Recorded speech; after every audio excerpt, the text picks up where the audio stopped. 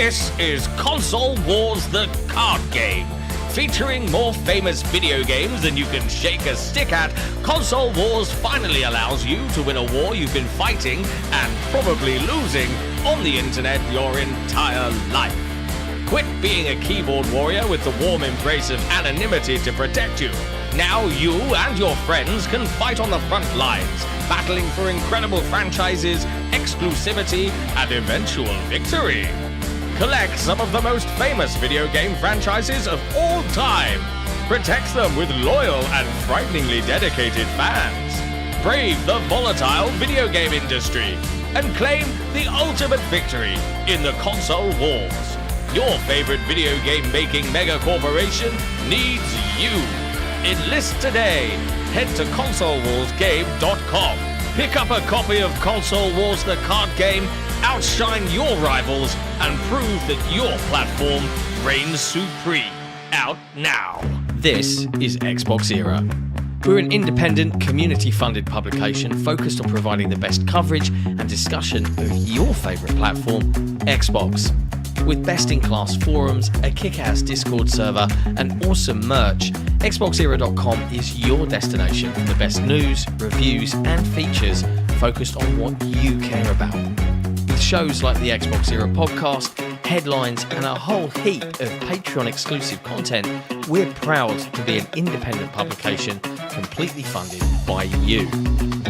If you value having an outlet truly focused on your preferred place to play, you can become one of the cool kids by supporting us directly via Patreon. Just head to patreon.com/XboxEra. You get cool swag and awesome perks, and we get to keep doing what we do. Become a part of the best Xbox community on the internet and help us grow even larger. Thank you for your support. Everything XboxEra does is only made possible by the growing army of incredible Patreon supporters. Our MVPs and executive producers are all incredible people, but even more so are our grand benefactors, Croat56, Assassin, and Kevin S. All of this under the watchful eye of our lovely and benevolent CEO, Torn Raptor. If you want to become part of one of the best communities on the internet, head to patreon.com/XboxEra, where your patronage can help keep us alive for another month.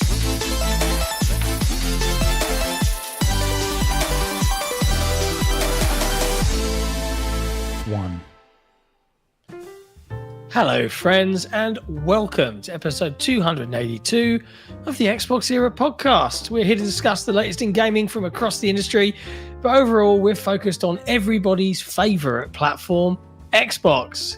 As a fiercely independent and community-driven publication, it's all made possible by you lot watching right now, particularly our wonderful patrons. So big shout-outs to all our MVPs, executive producers, and especially our grand benefactors, Croat56, Assassin, Kevin S, and our wonderful CEO, Torn Raptor.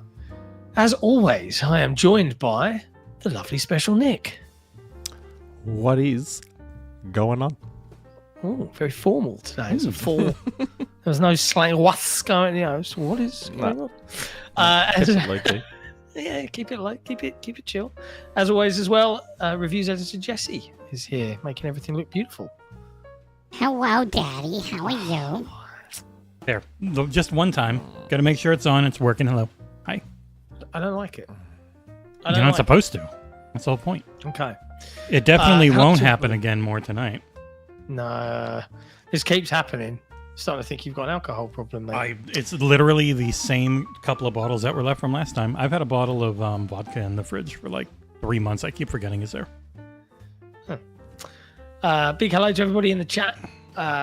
Lively show this evening. Lots to talk about, lots to discuss and unpack. But before we do any of that, we have to talk a little bit about, some actual video games that we have been enjoying and playing. Yeah, absolutely. Why would people want to just focus on, bullshit industry drama?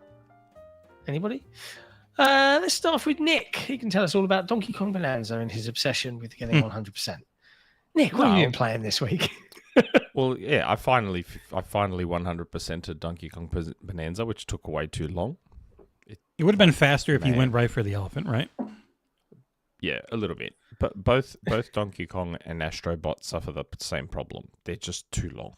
Is it too long if you don't care about 100%ing it, or is it too long if you want to 100% it? Because I would get to the end of the game and I'd be done. Yeah, too long if you want to 100% it. I'm sure if you just stuck to the main game and wanted to end you just have to do enough to feel like you're upgrading properly. I'm sure it wouldn't be that long. But if you want to 100% it, my God, it takes forever. And same with Astrobot. 100% at Shinobi, amazing. But what I forgot to mention last week that I've been playing, and I went back to it again yesterday, is Metal Gear Solid Delta, which I kind of always wanted to play because I remember not enjoying Metal Gear Solid 3 20-something years ago. And I loved Metal Gear Solid 1, adored Metal Gear Solid 2, loved Metal Gear Solid 4. But 3, I did not enjoy 3. And I'm like, maybe age has been kind to Metal Gear Solid 3. So I wanted Delta. And I was kind enough to get a code. That's not 60 FPS. This footage I'm showing looked terrible. You're welcome for your code. Yeah. I was kind enough to get a code from one of our newer team members. Oh, that's right. It was him. Yeah. I thought it was me. I'm so used to it being me. I'm sorry. No. And started playing that. So what I remember of Metal Gear Solid 3 in terms of what bothered me, I thought it was the openness of it. But now playing it again, I'm realizing, no, it's not actually like open. It wasn't one of the earlier open worlds. It's still linear. Mm-hmm. But then as I got into the game more, I like how it looks in Unreal Engine 5. Yeah. But then as I'm getting into the game more, I'm like, oh yeah, now I remember what I didn't enjoy about it, which is like kill animals, eat animals for health. Your bones are broken and stuff. You gotta use bandage and then use a suture and then use this and heal yourself and make sure you eat this food and kill this animal. And I'm like, oh my God. Sounds like a lot of busy work. Now I remember what I didn't quite enjoy about Metal Gear Solid 3. And so many cutscenes. Oh my God. But it's an epic saga. It's a story worth getting really into. Really stupid story. I've always maintained that. If people like it, that's cool. But for me, the story and Boss out of love, and then the Patriots and the Lolly Lule Low, and it's always been silly. It's fine to enjoy silly, but people don't want to always admit it's just very, very silly. And all the very John Woo style directed cutscenes with the extravagant turns, and that cutscene with Ocelot, and he's just standing there talking. Ocelot's just standing there talking, and then he decides to just spin around dramatically. It's literally happening right here with the boss. Oh, is it? Yeah. It's the perfect, it's just been nothing but slow-mo. Yeah, and it's that's right, there you go. It's that sort of stuff, and the ultra slow-mo. And yes, Ben Angelo, you can skip the cutscenes. Thank God. So I've just been pressing pause and going skip. With all the cutscenes, first. A lot of people beat this game in 8 to 9 hours if they know it at all, with the cutscenes. So I can't imagine how quick it would be for you. So yeah, I've been skipping all the cutscenes to this point. I think I watched a couple so I could take some footage of it, and some screenshots. And they're a bit, silly. But I do I have always enjoyed the stealth aspects of the Metal Gear Solid games. That's the stuff I love. Yeah, the gameplay is good. Yeah, the gameplay is generally very good. I wish he had figured out, because he's never done it in any Metal Gear Solid game, but I wish he had figured out a better system for the UI and the menu and weapon selection and oh my God, all that kind of stuff. He never really quite figured that stuff out. But yeah, I'll keep playing some more. I'm not very far in. And I've sort of gotten distracted trying to collect the keratin and the whatever they're called, collectibles, where you got to shoot the little toys, the little frog toys and the duck toys. I get distracted very easily when I play video games. But yeah, the actual stealth gameplay aspects of it, I really enjoy. But yeah, so far so good. I'm not disliking it as much as I remember disliking it back when it originally came out. But yeah, it's not too bad. It's a well done remake for. I do think it would be really hard for them to go back and redo 1, because 1 was just built for like completely different camera angles and gameplay and stuff. Yeah, but that's the beauty of Twin Snakes. That's what Twin Snakes is for. But like, if people would really want 1, I think they could probably do it. Twin Snakes is 1. Is it? Twin Snakes is 1. Oh, was Acid the one that people lose their mind over? I always forget. There's one I don't know. redo that people really don't like. I don't know. Twin Snakes is like my favorite. I love Twin Snakes because Twin Snakes was Metal Gear Solid 1 with Metal Gear Solid 2's gameplay and mechanics. So I quite enjoyed that. But Twin Snakes was very controversial. Also GameCube exclusive, which was also controversial at the time. Do you know I've never played a Metal Gear Solid game? They're good. Don't play They're 3. not for me. Like, why? They're just not my jam. I can tell you straight away. haven't I played get bored. He was held off a bit in 1. 2 got really stupid. 3 continued being dumb. 4 was super fun. Yeah, the gameplay is good. But gameplay-wise, 1 and 2 and 4 are fantastic. 5 is the best. I really enjoyed Which is funny that you haven't played it. Yeah. Oh, no. I haven't played that 5. was the thing for Metal Gear Solid 5. It played unbelievably well. And it had too many bad cutscenes early, but then he was barely there, it seemed. And so the majority of the game is just redoing missions without really any story. If you're referring to gameplay, I've played Ground Zeroes. Yeah. And I love Ground Zeroes. Ground Zeroes is... because the reason why Ground Zeroes could potentially be my favorite Metal Gear Solid is because it's the Expand alone. It's this small, self-contained little thing. You're just... Is it Snake or Big Boss? I think it's Snake. It's Big Boss. In this small little open area. So it's Ground Zeroes is great. Ground Zeroes shouldn't have Kiefer Sutherland as the voice. It should be David Hayter. So there's whole... I mean, just Christ, it's been so long. People will probably still get mad if you say anything spoiler-wise about who you actually play as in Metal Gear Solid 5. But it's Punished Snake. That is a new character that was made for it, in case you didn't know. Oh, okay. I didn't know that. Same. They all look the same. So, you remember how...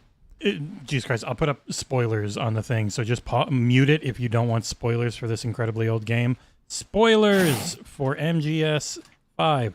At the end of Ground Zeroes, and you're in the helicopter, and, you know, everything's gone to shit. The medic, I think, that was either helping you or is also in there and has his face blown up, that is actually who you play as. He has had surgery to make him look like Big Boss, and he's been hypnotized to make him think he's Big Boss. Oh my god. Yeah, That's so dumb. well, fucking, 4, where Ocelot's been hypnotized to think he's Liquid Snake, but he's really faking it so he could trick out the Patriots and all that dumb shit. Like, the stories, I always say the stories are dumb because I really believe they are. Yeah. Okay. I didn't know that. I just... What I remember, being as old as I am, was Metal Gear Solid 2 was so controversial at the time because the way the game was being advertised, the way the game was being previewed, everyone thought you played a Snake because it's Metal Gear Solid 2. And they showed the bit on the tanker, on the Navy tanker. Mm-hmm.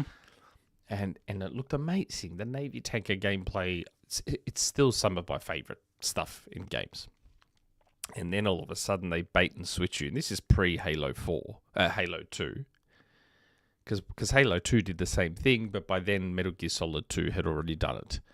So, you know, Metal Gear Solid 2 came along and you don't play as Snake. That's only at the start. You actually play as Raiden. Yeah, and they faked out And a lot I of the was like, cutscenes that were Raiden in it. They redid Yeah. with Snake in it to make Yeah. it. Yeah.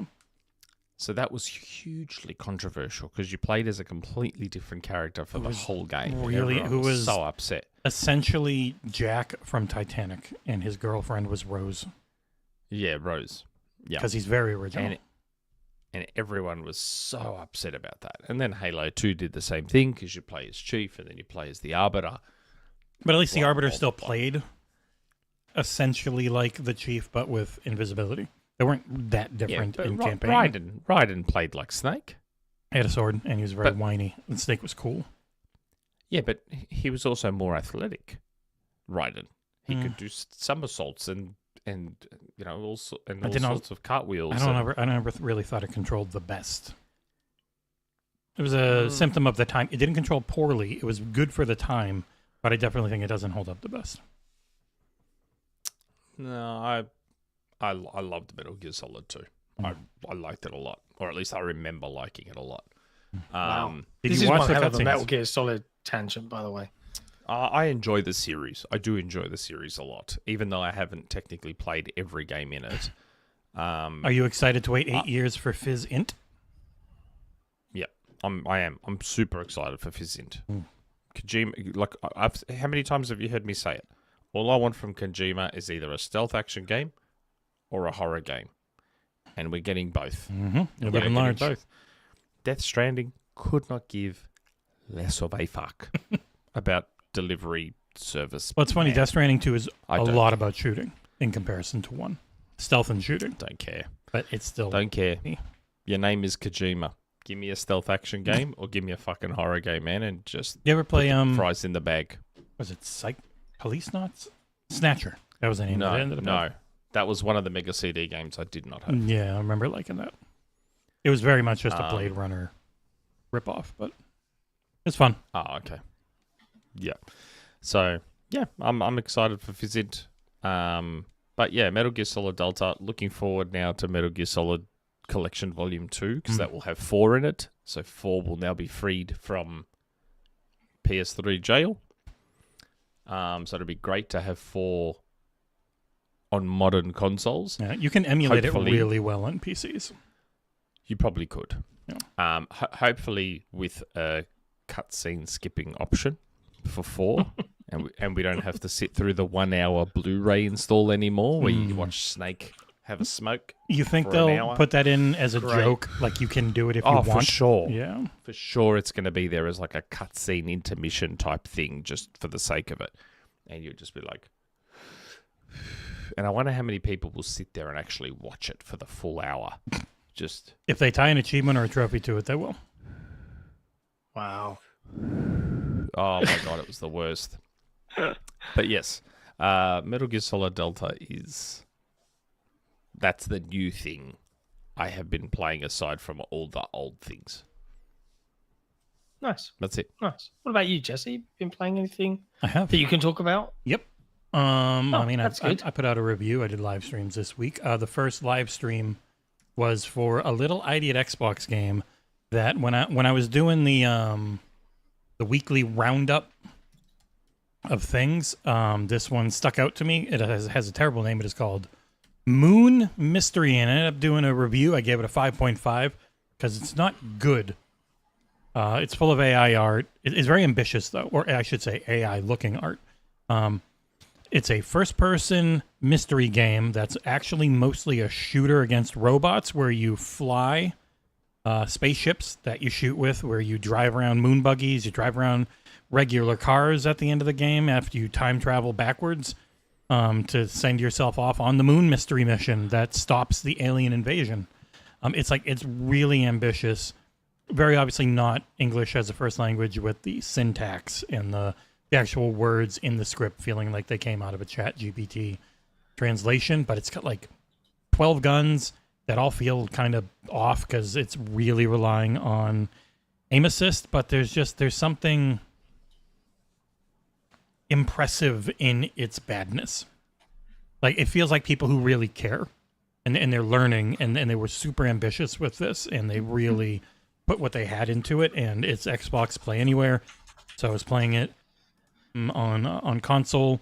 You can jump over to PC if you want. Actually runs really well on console compared to how it was when it first came out on PC, I think about 10 months ago.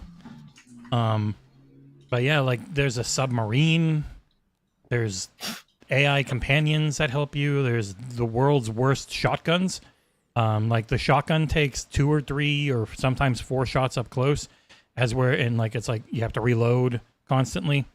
But if you just have a pistol, you can kill them in like 2 seconds. So it might not be the most balanced, but I still recommend it. Even like if especially goes on sale for like, I don't know, $10. It is crazily impressive for what I imagine is a very, very small team. Like I got this freaking spaceship and I'm flying around the level. I was just walking in. Like they're really giving it their all in this one. It is it's cool. Wow.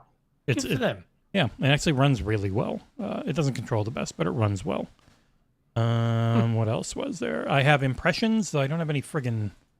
I might have footage. Hold on, I gotta actually load up my F drive. Slime Rancher 2. Oh, of course the F drive's not working. Has come out of early access. It's at 1.0. It's a lot bigger than I thought it was, so I was playing it then... the friggin' insane week of doing Dying Like the Beast and Silent Hill F back-to-back hit. And I ran out of time. By the time it was embargo, I was like a third of the way through the game. So they've added in a whole end game. It looks and runs real well from what I've seen. It is just a bigger, better version of Slime Rancher 1. New island to explore. Still single player. You're raising slimes and harvesting their shit to sell. To do stuff, and there's a whole story to it now, and thumbs up. I wish I had been able to finish a review on that one, maybe once it slows down, if ever. But the big thing this week was and this is one you can't really talk about a lot because it is extremely how good it is for Silent Hill F. It's mainly tied to story spoilers that they don't let you talk about in reviews and stuff. And it's funny, you can't actually stream this from a console to Twitch or YouTube. They have that functionality turned off on Xbox and PlayStation because they don't want it to be spoiled. But you are a young woman in 1960s Japan. It ends up being a story that's quite a bit about the women's rights movement that was going on then. So woke. Yeah, no. DI. It is sweet baby shockingly detected. Gory and disgusting in ways you might not think. But no, I mean that is exactly what happened. Online, of course. But yeah, so it's a survival horror game. Only melee. The melee feels fine. Like they give it good impact and slowdown on hits. You're mostly just dodging, and you're using this your sanity meter to superpower your hits, but once that sanity meter goes away, there are attacks that can take your health, so you've got to balance. Tons of items to find and eat up and get all that stuff. So this is a standalone Silent Hill-like story where it's all about the fog and what's causing it and all these strange, weird thing happens. Like it hits a lot of the story beats and feelings of Silent Hill, but is very much steeped in 60s and later Japanese lore.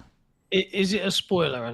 And forgive me if I'm being ignorant here, but what is the F? Is the F? What does it mean? Is it just fog? Is it like what is it? Fuck. Oh, fuck! Like what is the F? Is the F any relevance to the story or anything? I think it it's never flatly stated, but there's a lot of lore and iconography of foxes. I'll say that. Oh, okay. Yeah, okay. The nine-tailed fox is like a big thing in lore in that region. So take from that as you will. Okay. Yeah. Interesting. F is the friends we made along the way. Oh, that's really sweet. Yeah, this is a Nick style game where I rolled credits the first time 8 hours in, but then it is built around New Game Plus because you always get one ending the first time, and then you have the chance to get you get a really bad ending, a pretty terrible ending, or an almost good but not quite ending if you do everything right. And the do everything right is essentially just make sure you don't skip anything, find some stuff, and you get to do a lot more at the end, which was really cool and like more grand and epic in ways than I was expecting out of this game. It ran great for me on PC because, again, it was another game that did not have the Xbox code or preload available until 1 hour before launch in early access. So I did review it on PC. From what I see now, it seems to run okay. I think most people would not have a problem with it on console. So highly, highly recommended. It's another great horror game alongside Chronos, even though it's a very different vibe. I do think it is carried very heavily by just how cool and goddamn weird. Like, it gets way more disturbing than Chronos does. Chronos has like the over-the-top body horror that almost becomes comical because things are just so fucking out of here. Whereas this one, it has all the mannequins. Like, pretty much most of your enemies are either the mannequins, like these scarecrows, or they're like weird pustule, bulbous demon things. Or the boob monster that shoots babies. Yep. She's got like 17 big boobs and a cloaca on the bottom that shoots out explodey babies. Yeah. They reuse a lot of... I saw some people saying, oh, I hate the combat. You always have to do it. It's like, man, you can run away from almost anything in this game. There's only a few times where you have to kill the boob lady to get through the boob wall that explodes when she dies. That only happened a couple times. And then boss fights where obviously you have to do it. But the game tells you, and it's not kidding, play on story difficulty the first time because you're super weak. And it wants you to then go to hard mode for New Game Plus, which works a lot better. And then there's even a higher difficulty for like another New Game Plus when you're all called In the Fog, when you're all kitted out. But yeah, I saw one guy yell... Wow. I saw one guy who was obviously just wanting to be mad in our comments saying it's in Japan and there's not even a katana. And I'm like, yeah, there is. What? I don't know why. People you know just how like John getting was mad. talking about how he's never played... You know how John is talking about how he's never played Metal Gear Solid? I've never played a Silent Hill game. This is my first. I've never played a Silent Hill game either. This is number one for me. Never played one before. Oh. But I've watched You entire never played playthroughs of them. I know the lore, especially around 2 Remake. So, yeah, and there's the boob Never monster. played You a can see the Silent Hill. cloaca at the bottom. But it's a really good story. So it wouldn't be for Nick because it's not nearly as good a game if you skip the cutscenes because it's a really good story that the gameplay is elevated by what's going on in it and figuring it out and knowing what to do. And if you skip the cutscenes, you'll have no idea how to ever get the good ending, all that type of stuff. The music is really good in this one as well. Really atmospheric, more tied to the times and less like the industrial stuff that other Silent Hill games had. But yeah, I absolutely loved it, and we'll wait a long time before exactly saying why, because outside of one of the gorier things without laboring on it, like, you know, horrible shit is happening, and it's really weird, horrible shit, that you're like, why can't I avoid this? And then the New Game Plus comes in, and it's a really smart New Game Plus where it says, skip cutscene, or do you really want to skip this new cutscene? Because every time it's got new footage in it, it just lets you know, so you know to watch it. But you can skip everything else because you've already seen it. And so that's why I was able to get through New Game Plus in like 3 hours or so, because I already knew where to go, what to do. And yeah, it's a awesome game. Highly recommend it. Cool. Go in knowing as little as you can. We got a super chat from a YouTube member Jay Foley. and newly rejoined Patreon member, Jay Foley. Are you guys going live for CoD Next on Tuesday? Negative. Would not have thought so. But we're not invited because it's mainly for it's a creator one. We went to the press one. There'll be some big media and press stuff, but you can talk about it. After, so Thursday, I guess, because unless it's super early in the morning on Tuesday, I can't. I don't. When does it go live, John? Look it up. It's annoying as shit. I literally played an hour of multiplayer and an hour of zombies. Can't say a word. It is on September 30th, which is Tuesday, and it starts at 9 a.m. Pacific time, 12 p.m. your time. God damn So, it. Yeah. few hours. Maybe 3 It o'clock. would be 1 hour after we start. It would be 1 hour after we normally end. Fun. Darn. Oh well. What have you been playing, John? I've been playing the same thing that you've been playing that we can't talk about. We can talk about the Yeah. demo. I played the demo, but I won't. No, let's save it. Save our joy for that. Oh, you're not allowed to talk about the game we were talking about before No, we it's not the out. show. It's not out until the middle of next month. No, I know, but okay. Like we can't give impressions. And I've been playing a thing for review. I feel like I can say this. I don't feel like there's a. You can can't literally say talk this. exactly about what you played at Summer Yeah, Games yeah. Fest. I played Lego Party at Summer Games Fest. I will be bringing you a review. Lego of Party, Lego Party, mate. Mario Party, but with Lego, but basically. with Lego. And it felt Without any- it seemed Without any bullshit stars at the end. It was a lot better than No Mario bullshit Party. stars. Yeah. So There was some I've been bullshit playing though, as I messed it up, so that the lady hosting us, who really didn't want to win, ended up winning, and that felt good. Yeah. But so I've been playing that. I've been playing obviously a lot of Jump Space, which I really love. And I've been playing a lot more on my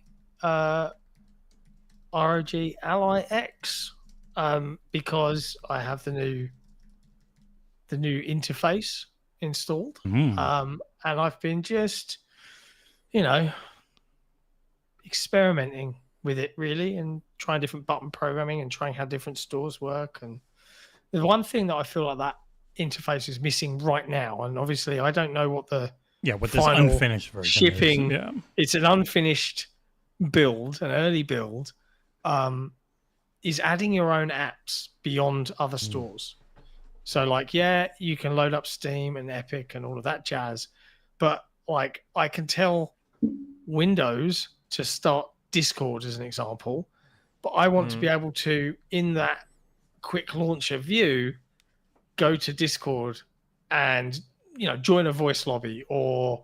Well, I'm curious. Chat to It's someone. going to have to be a Microsoft Store version of Discord in the actual interface, because Windows will not be loaded. Yeah, I don't know. I don't know how that's going to work, and I feel like that's something that needs to be solved. Personally speaking, but there is a Discord app you can get from the Microsoft Store. So I think it's going to have to be apps like that, and most of them are in there, or quite a few of them are in there. maybe that's why it's not working for me. Maybe I've got the 64-bit installer from Discord.com, and I need to go through the Microsoft Store and try that because one. the actual version of the interface that we were using at Gamescom, there was no Windows loaded, so it wouldn't even be an option, and it has to be on one of the stores that you can use. When you go on I can't remember where I read it on their website or whatever, that apparently it's quite easy to switch over to Windows. No? Yes, it is. You can, but as soon as you do, it's not so easy to switch back to the handheld mode. In this version, build. The actual app, the actual OS interface that people will get on the 16th, Windows isn't loaded in the background until you tell it to load Windows in the background, and they haven't said if. I'm not going to be surprised if you have to restart back into the Xbox OS, and you can't swap between them and have it unload Windows again. Yeah, that's my suspicion as well. But I guess people will start finding out when they that's the Steam Deck. They get them on the 16th. When I want to use Linux in the Steam Deck, it has to go through and boot and change everything. It's not just like, okay, we booted into Linux, now we're back on the Steam Deck OS. Like, it has to jump between them that way. Yeah, but yeah, that's pretty much it. But it kind of nicely segues us into a couple of the main topics because Microsoft and Asus, and you can tell that this was all to avoid having to say it live on a stream that might be watched by hundreds of thousands of people or millions of people. I don't know how many people watch TGS broadcast, but they had the three chiefs of Xbox. We had Booty, Spencer, and Bond, and they all had a bit. And Bond talked about the Ally, the Xbox Ally, but then just in that show didn't say the price. And obviously, Didn't mention I'm like, the price. price is, where are you? And then, they revealed it at 1 a.m. later that day. So I stayed up because I had my article ready. I was just like, come on, I just want to make sure that this is all correct, and then I can post it. But yeah, and I want to talk a little bit about this in some... So do I. Some specific context and some broad context. So I'll get my bit out of the way. I've seen people being like, the scuttlebutt we heard at Gamescom, we mentioned it previously, was that they were back at Gamescom going to reveal price pre-orders, the whole shebang. They didn't because there was some debate, right? The price has now come out and everyone's like, oh, it's not cheaper, it's more expensive. And I'm like, from a UK perspective, and I get that the United States is the center of the universe, but from a UK perspective, I'm looking at the price and I'm like, $499 is a really good price, which is exactly what I said that the standard Ally should be. And everyone was like, nah, it'll be $550. Because most people think you're talking US price. I'm not. I'm talking like $499 for the standard version is within the ballpark of a Switch 2. And on paper, it's a much more powerful handheld. And people, that's the thing we need to see is with the regular Ally, because I think when we use it in person, we were both shocked at how good the games in it felt. So it's I really want to get my hands on the Steam standard Deck chip, but it ran Forza Horizon 5 way better than the Steam Deck does for me. But I don't know what it was set at, because the Steam Deck, the main thing people always gloss over on the Steam Deck is it's really meant to run around 15 watts. Like, it can go higher, but it's really meant to run there because that's the only time it has good battery life. And it's got a chip that's really built to support that. And with this being similar architecture and with the Z2 line really being more about efficiency than it is just raw performance, I'm hoping, like, at 15 watts, this thing is noticeably better than the Steam Deck. But we don't know yet. Yeah, I'm super intrigued. But, like, so I guess, and I understand, but folks in the US... that $999.99 sticker price for the Xbox Ally X, I get it. That is horrifically expensive. Your own country is doing that, all right? Like, for once, as a Brit, we've not been screwed over by international pricing. Like, $499, and what is the Xbox Ally X over here? Is it $899? Which is this current price? $799 or $899, yeah. Which is the current price of the existing Xbox, the existing ROG Ally X. So I'm like, well, this is great. Like, we were thinking it would be more. It is for you, America. You get what you vote for. Really interesting is this architecture is a lot more expensive than the old architecture was to make. That's why the Legion Go is $1,250 to $1,500. I'm on the Australian website right now, and the standard ROG Ally is $1,000, and the ROG Ally X is $1,600. But that's Australian. That's Australian. Australian, just in case any American listeners are like, what? But that's what I expected. Yeah. Like, if I was to go onto JB Hi-Fi's website, a medium level gaming laptop with only 16 gig of RAM would be $1,600. This is it's because people are comparing it to a Switch, they're comparing it to a PSP or Vita, they're comparing it to... Why are they comparing the high-end version of this handheld to a Switch? Well, also they're comparing it to... They're comparing the regular Ally to the LCD Steam Deck that's on sale for $320. Even though this, every spec-wise, including that screen, is better. Yeah. It's more equivalent to the OLED without OLED. But the Steam Deck is limited to your Steam library as well. Yeah, so I don't understand the comparison. You can load other launchers, not Microsoft Store. Yes, but it's a pain in the ass. For the people that love to tinker, for your regular Joe that's just going to buy it and play their games, the Steam Deck is a far more limited product than a ROG Ally X.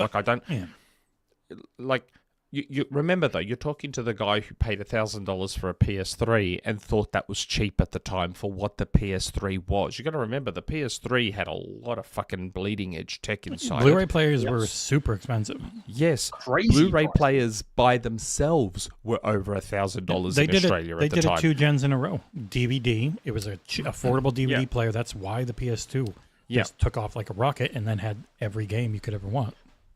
Yes, so the PS3 it was arguably the best Blu-ray player on the market as well. Was a PS2, was a PS1, Super Audio CD, which Super Audio CD players weren't cheap, media player, SD card reader. Like the PS3 had everything. Yeah, so that interface, it could do Linux. Like it had every you could tool turn you it could into want. a PC. Yeah. Like, and it had a hard drive. It had Wi-Fi, which the Xbox didn't at the time. So everyone was like fucking losing their shit over $599, which was 1,000 Australian at the time. But man, I actually thought that was really good value at the time. I don't think I feel like people are underestimating what's in the ROG Ally X.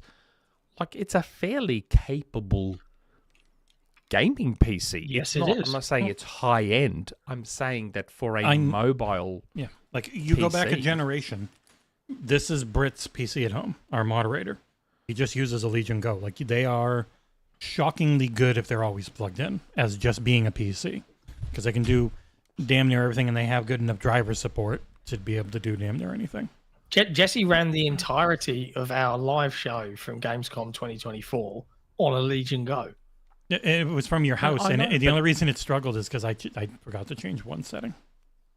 I don't know. I just feel like people's expectations. I've said this before, but people have been warped by how gaming industry pricing has worked for 40 years, which is a broken system. Like, because we just became so accustomed to these companies losing so much money on hardware that we just took it for granted.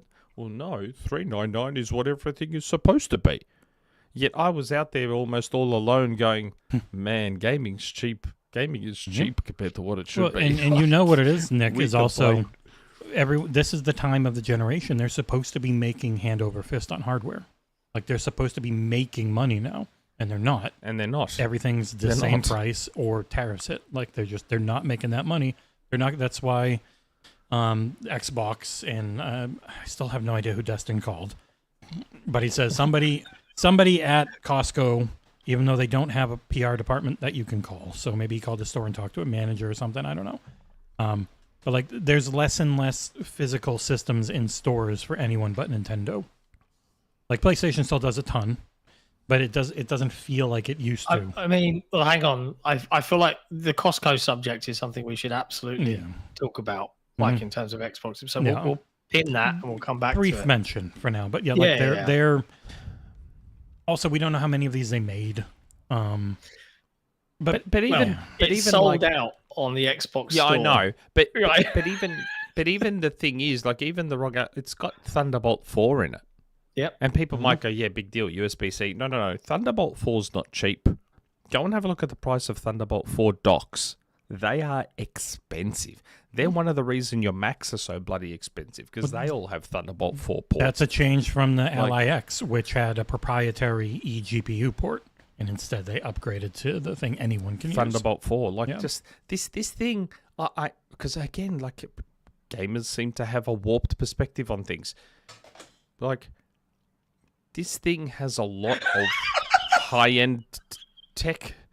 This thing has a lot of high-end tech in it. I don't know why anyone expected it to be console priced. Like, I just find that extremely confusing. And I just, you know, I'm getting a little bit tired. So for the better part of 6 months, you've had PlayStation fanboys on Twitter going, this thing's not an Xbox. Doesn't play all your Xbox games. It's not an Xbox. And I agreed at the time. I said, this is not an Xbox. It is a handheld PC with some Xbox branding. 100% agree. I still think it's that. That's exactly what it is. But now that it's $1,000, it's an Xbox. I can't believe that Xbox would price it this way. Phil Spencer said we're not going to grow the market with $1,000 consoles. Another Phil Spencer quote from 4 years ago sneaks out of the cupboard and is like, rah, rah, rah. Come the fuck on, would you? Like, this is Asus's product. The fact that it has some... Remember, the ROG Ally X already exists.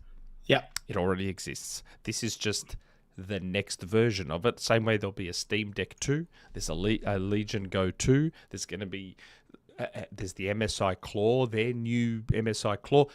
That's all this is. This is just the next version of the ROG Ally X, and it happens to have Xbox branding with it.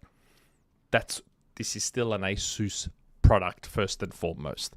So it's Asus that sets that price, and tariffs setting that price as well. Yeah, Yeah. Didn't Tom? I want to pause the conversation for a sec, because before this goes out of the way, I it's not a super chat, but I'm just like, what the fuck? Where did this come from?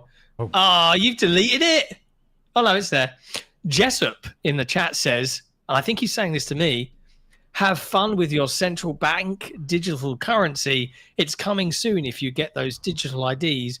Little China should be your new name, Britain. What a joke this guy is. Unsub. Yeah, Keir Starmer, You do Mechanico. realize I am not Keir Starmer's YouTube channel and persona, right? Like, I just happen to live here and have no say in what my government chooses to do. Just like you have no say. You don't. In what the deranged guy that you have in office Just like I don't. Hey, we introduced the under 16 thing before the UK did. Why do you love eating onions like they're apples, Nick? What? Remember your prime minister? Didn't he eat an onion like it was an apple?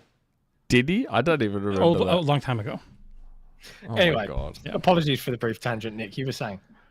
Yeah, I saw all the fanboys on Twitter. All of a sudden, now that it's $1,000, it's suddenly an Xbox. It's suddenly an Xbox now. I mean, Even their though it hasn't marketing been says for the it last, is. So.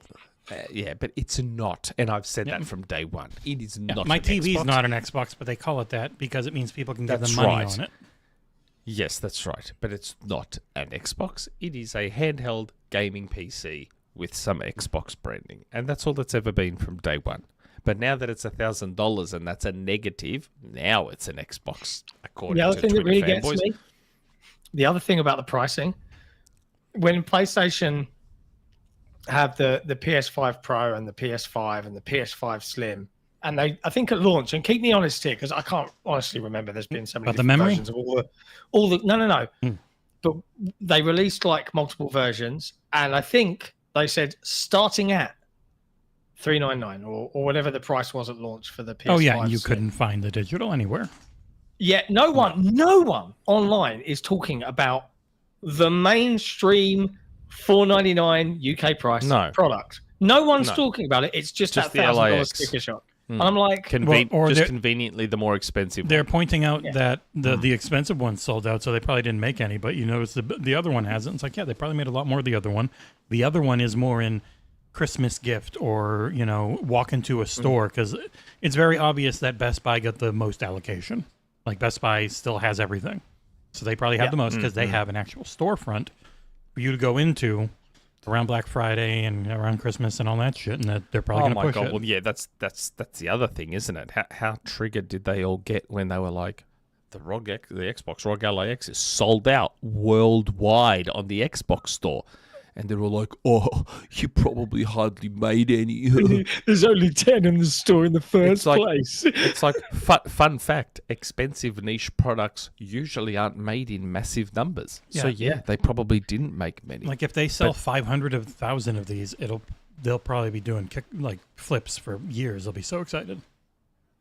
I don't understand how they get so bothered by this. Like, it seems like, of course they haven't made a ton of them. This isn't a Switch. They haven't made 5-10 million of them and they're sold out. They may not have even made 100,000 of them. Well, the rumors were that they were going to make way more of these than they did the original Ally, which was pretty supply constrained for a long time. And that is accurate because it's for the first time Asus is releasing in way more countries. Was it 39? Than it released the original in. So I don't get and then people are getting all full on. They're putting on their business hats, and they're all like, "Oh well, saying it's sold out without context and without shipment numbers." It's like, who's ever given shipment numbers when they talk about it being sold out? Who's ever done that? The online the online kind of bubble that exists and complains and regurgitates this shit is some of the most dumb. And I don't know. I will never understand Twitter accounts that have no website, no YouTube channel.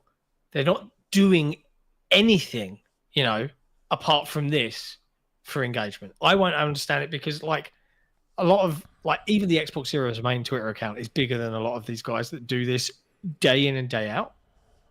I don't imagine they're making money from it because we don't make money from our Twitter account.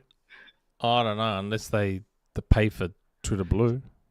Yeah, we've got Twitter Blue, but it's just from a promotional business perspective. But we don't make money from the Twitter account, so I'm just why?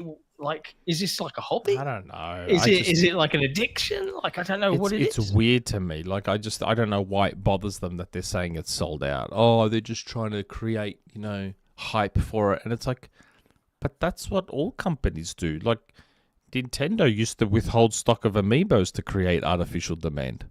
And that's Nintendo. Nintendo could put their name on a piece of shit and sell it. Artificial demand is also a reason why the price has probably been up because NAND memory, like the actual memory and SSDs and everything, is kind of being held hostage and jumped up 20% in the last month for no reason other than artificially limiting the supply. I think what bothers me is I just wish these fucks would just be at least consistent. Just be consistent. Like pick a lane and stick to it. And if it turns out that lane, I don't know, doesn't work out for you, then just put your hand up and call it out. Like you're not seeing me suddenly saying, no, this thing is an Xbox now that it's sold out worldwide. I said 6 months ago that no, this is a PC with Xbox branding. It's an Xbox as much as as a PlayStation Portal is a PlayStation because yes, you can play your Xbox games on it, but those Xbox console games. You have to do remote play. Yeah, it's like people going, when it says play all your games, that's a marketing lie. They should be, that is the Allies can play all your games. No, it's play all your Ally. It's the Ally slogan. It's not the Xbox slogan. But you can play, I think people were taking that and going, well, you can play all my Xbox games. And I'm like, well, I technically can remote. Technically, you can, just like the Portal can. Don't say play cloud. all my PlayStation. You got to say remote play. Remote play and both. Then anything that's on the cloud. It does both. It does cloud and remote play. And their cloud has a lot more on it. But that's also why you now see Xbox really pushing Xbox Play Anywhere and going back and retroactively adding Xbox Play Anywhere to older games because they are trying to get as much of your library in Play Anywhere, which is fine, which is fair enough. It would have been good if they had the forethought to do that from the start. Because remember how many people used to complain and write articles, why don't they push Play Anywhere enough? Why don't they push Play Anywhere enough? I mean, they have been pushing it behind the scenes, but they had to wait until there was enough in it to push it to us. There's got to be developer uptake before they can start singing from the fucking rooftops about it. It's another version of the game to have to go through and quality check and all that stuff. So there has to be some incentive, or it has to be as easy as possible. Yeah, but on the price stuff, obviously I mentioned what we'd heard within journalist circles, right? Mm-hmm. And the Gamer today, I saw this running around our Discord. The Gamer did an article today, because people were like, it's not cheaper, it's more expensive, and I'm like, UK is cheaper than I thought it would be. Like, I'll take that win. Thank you very much. No, you were a liar. You were wrong. And then, bless him, Tom Henderson came out and said, if you were even remotely connected within the industry, you'd know that this was, in fact, true at the time. But they obviously couldn't do it for, well, we know why. Macroeconomic reasons. But it did. I appreciate that, Tom. I think they did do it internationally. Yeah, I absolutely think they did. The standard ROG Xbox Ally is 50 quid cheaper than I thought it was going to be at launch. And I think it's 50 quid cheaper than what the leaks said it was going to be. And thank you to the Gamer for linking Zach and Clute Twitter post with your video in it instead of just timestamp, just not your article and not even timestamping the YouTube, just taking a freaking Twitter video of a clip. Yeah. Thank you. Thanks for the backlink. Here in Australia, the low end one is $1,000, which is only $300 more than the Switch 2. And it's way more capable and does way more than a Switch 2. So, again, fairly reasonably priced, even if you compare it to the Switch 2. Yeah. I'm just surprised that what people were expecting from a fairly capable handheld gaming PC with a lot of new tech, like new tech in it. Like, it's AMD's latest, the Z2A Extreme or whatever it is. Like, I watched, I was following Gary's tweets. We had him on the show.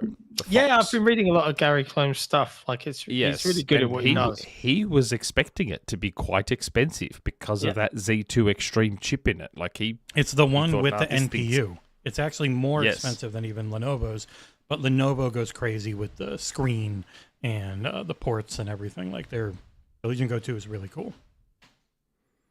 Yeah, I know, Geordie. I say only $300, but like when you're talking between 700 and 1,000, 300 doesn't look as bad as say 100 to 400.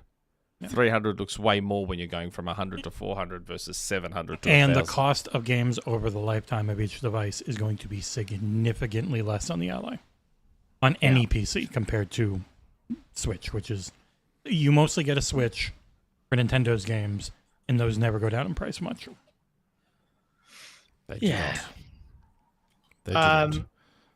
Now, I don't know about you. Like, there's people in the chat. Do the current ROG Ally devices? This is from Failsafe. Come with any Game Pass 3 time? I believe they all come. Don't correct me on it because this is a 3-month code for Game Pass. And also, I feel like they should do 12. No, Jesus Christ, you're insane. Be nice, but they want to lull you in. Why? It's 3 months of incredible because they want you to pay for it, bro. That's $12 times 12 months. That's like giving away well over $100. They're not going to do that. Oh wow, $100 when you're paying 1,000. Yeah, I know. I feel like they could probably chuck in a year. Pretty much everything I've gotten in when I got the Legion Go, when I got any laptop or anything I've looked at, always gives you at least a month free. Normally 3 or 6 months of PC Game Pass. So as these are PCs, I think they do 3 months of PC. They would not do 3 months of Ultimate. Maybe that's where the subsidizing could have come into it. They're paying for the subsidizing is paying millions in advertising, I'm sure. But like my Game Pass was good for a year after I reviewed 3 laptops. That's how much they give you with new materials. So I'm sure you get it with this. Super chat, and there is a super chat earlier which I haven't forgotten about Cody Bishop, but it was that super chat came after we had already been talking about what we were playing, so it was odd. It'll have to come a bit later on. We'll save it. Super chat from a new member, because start of the chat had him joining as a supporter, and he's on the Discord now, so he's got a question this week. TiberiusMonk, what's going on, Sick Nick and Jesse? Related to this conversation, is a Steam Deck worth getting in 2025? Love to hear your thoughts. It depends on money. If you've got the money to spend, no, because you can get a ROG Ally X, which will do more. As someone who had an LCD Steam Deck and immediately sold it for 3 times what it was worth because they were really limited, and then had them send me the best OLED, and then I tried out the other OLED at a store, the only Steam Deck I really think is worth getting if you want to play anything close to modern is the 650 model US Steam Deck. When you're going to 550 and then you don't get the anti-glare coating, it actually made a huge difference from what I saw. And the LCD screen on the other ones is really bad and has like over 20 milliseconds of latency. It's almost Switch 2 levels bad. It is, like if you've used an Ally or a Legion Go, those have some of the best LCD screens you can find. The one on the Steam Deck's very bad. So 320 is tempting. If you really can't go to 650 or 500 or whatever it ends up being in your region for something else, it's okay, but not for modern AA, AAA. My brother had a Steam Deck, and I'm just like, I don't know why I'd want to be limited just my Steam library. Well, I think that's the thing. If you are an existing Steam-centric user, it's a great purchase, especially if you play lots of smaller indie games. But if you want to play anything with online multiplayer and some form of kernel-based anti-cheat, I don't think that's possible, really. Or nor would you have particularly great performance on Steam Deck. And aren't they a bit modest? Aren't they a little bit modest spec-wise? Yeah, they are. as well. It was kind of weak when it was new. Yeah. Yeah, that's what I mean. And I think there's been some criticism of the ROG Xbox Allies because it's using the same Z2 chip. But it's Z2A. Yeah. It's the Z2A, but it's like based on. So everyone's like, ugh. But like, hey, as Jesse said, we were actually genuinely surprised at how well Forza was Horizon stunningly 5, good on open world, 60 FPS. But it solid, might have been and I'm like, it might have been a very high power profile. They didn't let us go in and tweak and everything, did they? I don't remember. checked. What was it? It was on the mid profile. Oh, well then shit. Yeah, that's insanely impressive. I think 17 watt. Then I have like 400 or 500 Epic games. I wouldn't want to have those shut out. This is the thing. If you're about to step into this world and try it out, right, and you don't want to switch because you primarily play on Xbox as an example, or you play on Xbox and PC, then you're kind of getting best of both worlds. But it really just comes down to where your library of games is and where you're looking to build stuff up. I guess, yes. If you're a Steam-only bro, then yes, a Steam Deck would make a lot of sense because it's a lot cheaper. Yeah. We see that a lot in the press with people who have press accounts, and they have 20,000 games on Steam. But also, I think one thing we need to mention, John, the Legion Go and the original Ally have down-firing speakers that don't sound great. They're not great. No. The Steam Deck has amazingly good front-firing speakers. In the Ally X, the Xbox Ally and Ally X had very good sounding front-facing speakers. Yeah, nice. Big difference. Fast improvement. Yeah, much better.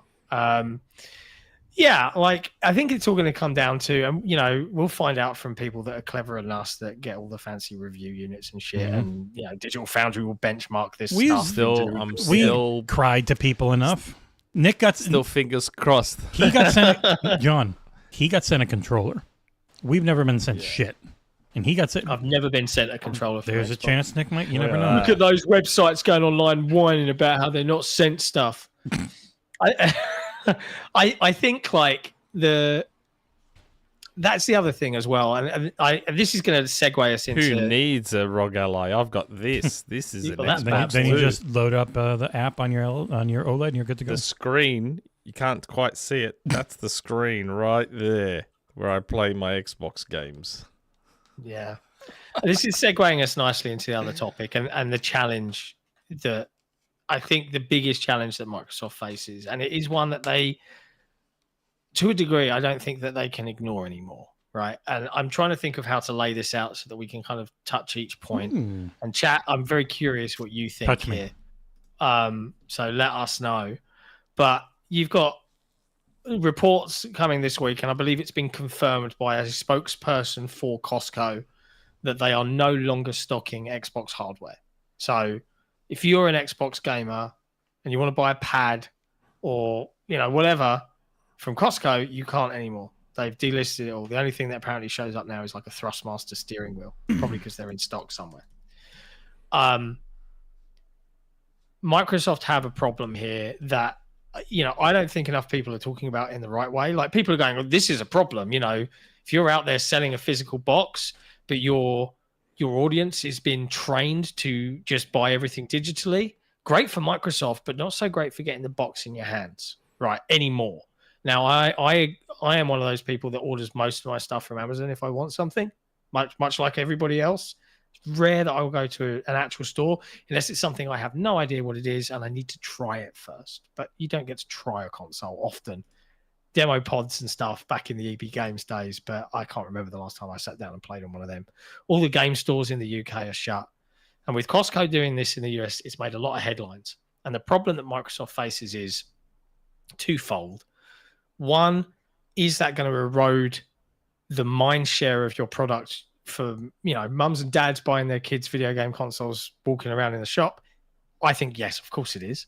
But the other problem they have is also compounded by the fact that nobody in the media plays here. Nobody, apart from Xbox publications like us. And there's some others out there, but nobody, for the majority of video game media, plays on Xbox unless they have to for a review. And this is a huge topic to break down, right? They'd be on PC. As we said during the TGS stream, EB Games. I'm on their website right now. I'm on Australian EB Games website, and there's no more Xbox landing page. If you search Xbox, all you find is just like the controllers and stuff. I don't even know if they've got games anymore. Yeah. Yep. And like, this isn't true for every site, but honestly, you could go look at this. A lot of these folks, you'll find that if it has to be an Xbox review, sometimes they'll use a freelancer because a freelancer might have an Xbox and the main review people don't. Or the mindset of the majority of people that talk about this industry as a whole. I mean, look, we call it, lots of people call it the Xbox tax, but it's got to a point now, you know, where even we were like reaching out because of the like lack of review codes or the codes coming in really late. It feels deprioritized in a way that is going to start affecting things. And there's two ways to look at it. Is like from a pure XboxEra perspective, great. We're one of the very few sites left for that audience to come to. And there's still a sizable audience. There's 30 million odd Xboxes out there, or 40 million, or whatever number. But Microsoft have to change that in some way, and I don't know if they can. I don't think because they're going the media, to this generation. And I'm generalizing here, nobody likes Xbox. Is that a bad thing to say? I don't know. Is that too general? Do you know what I mean? I don't. We had a rough month on getting Xbox code. It's ended with getting a bunch of it, but yeah, that's true. Weird. Like there's the game we're playing isn't out for what 3.5 weeks, and it's in our hands and playing. But it's seriously, yeah. Go on, show people watch it. Go on Metacritic, click on any third-party game, and just look at the number of Xbox reviews. And I'm just saying that this approach from the general Ghost of Yotei media side of things is going to have a knock-on effect for them, and I don't know what they can do about it because not a single Xbox. I don't think they will do anything about it. But it seems to me that half of the folks out there, the pundits out there, are like, yeah, fucking more death for Xbox, and I'm like, that's a problem for you guys, Microsoft. Like, what do you do about that when you've got your whole industry almost celebrating your failures? Or you pulling out of the industry? I mean, I'd argue that they will have a big problem when it comes to like writing news and reports, because there'll be nothing to talk about anymore if Xbox went and just evaporated overnight, right? I don't know. Well, but like, just go look at the numbers. Microsoft needs to. I don't know what they can do, if anything, and I doubt they can do anything. They don't even. It's Trails in the Sky. I clicked the wrong thing. God damn it. But yeah. Like Sonic was only PlayStation for review code. Yeah, I mean we are obviously heading towards that long rumored and speculated third-party OEM hardware future for Xbox. All 2 years ago, year and a half ago, that rumor started. It was a very accurate Discord leak. Probably by very extremely. That's where we're heading. Many of us said, I wouldn't expect another Xbox, as in a quote unquote traditional Xbox beyond next gen. I wouldn't be expecting one.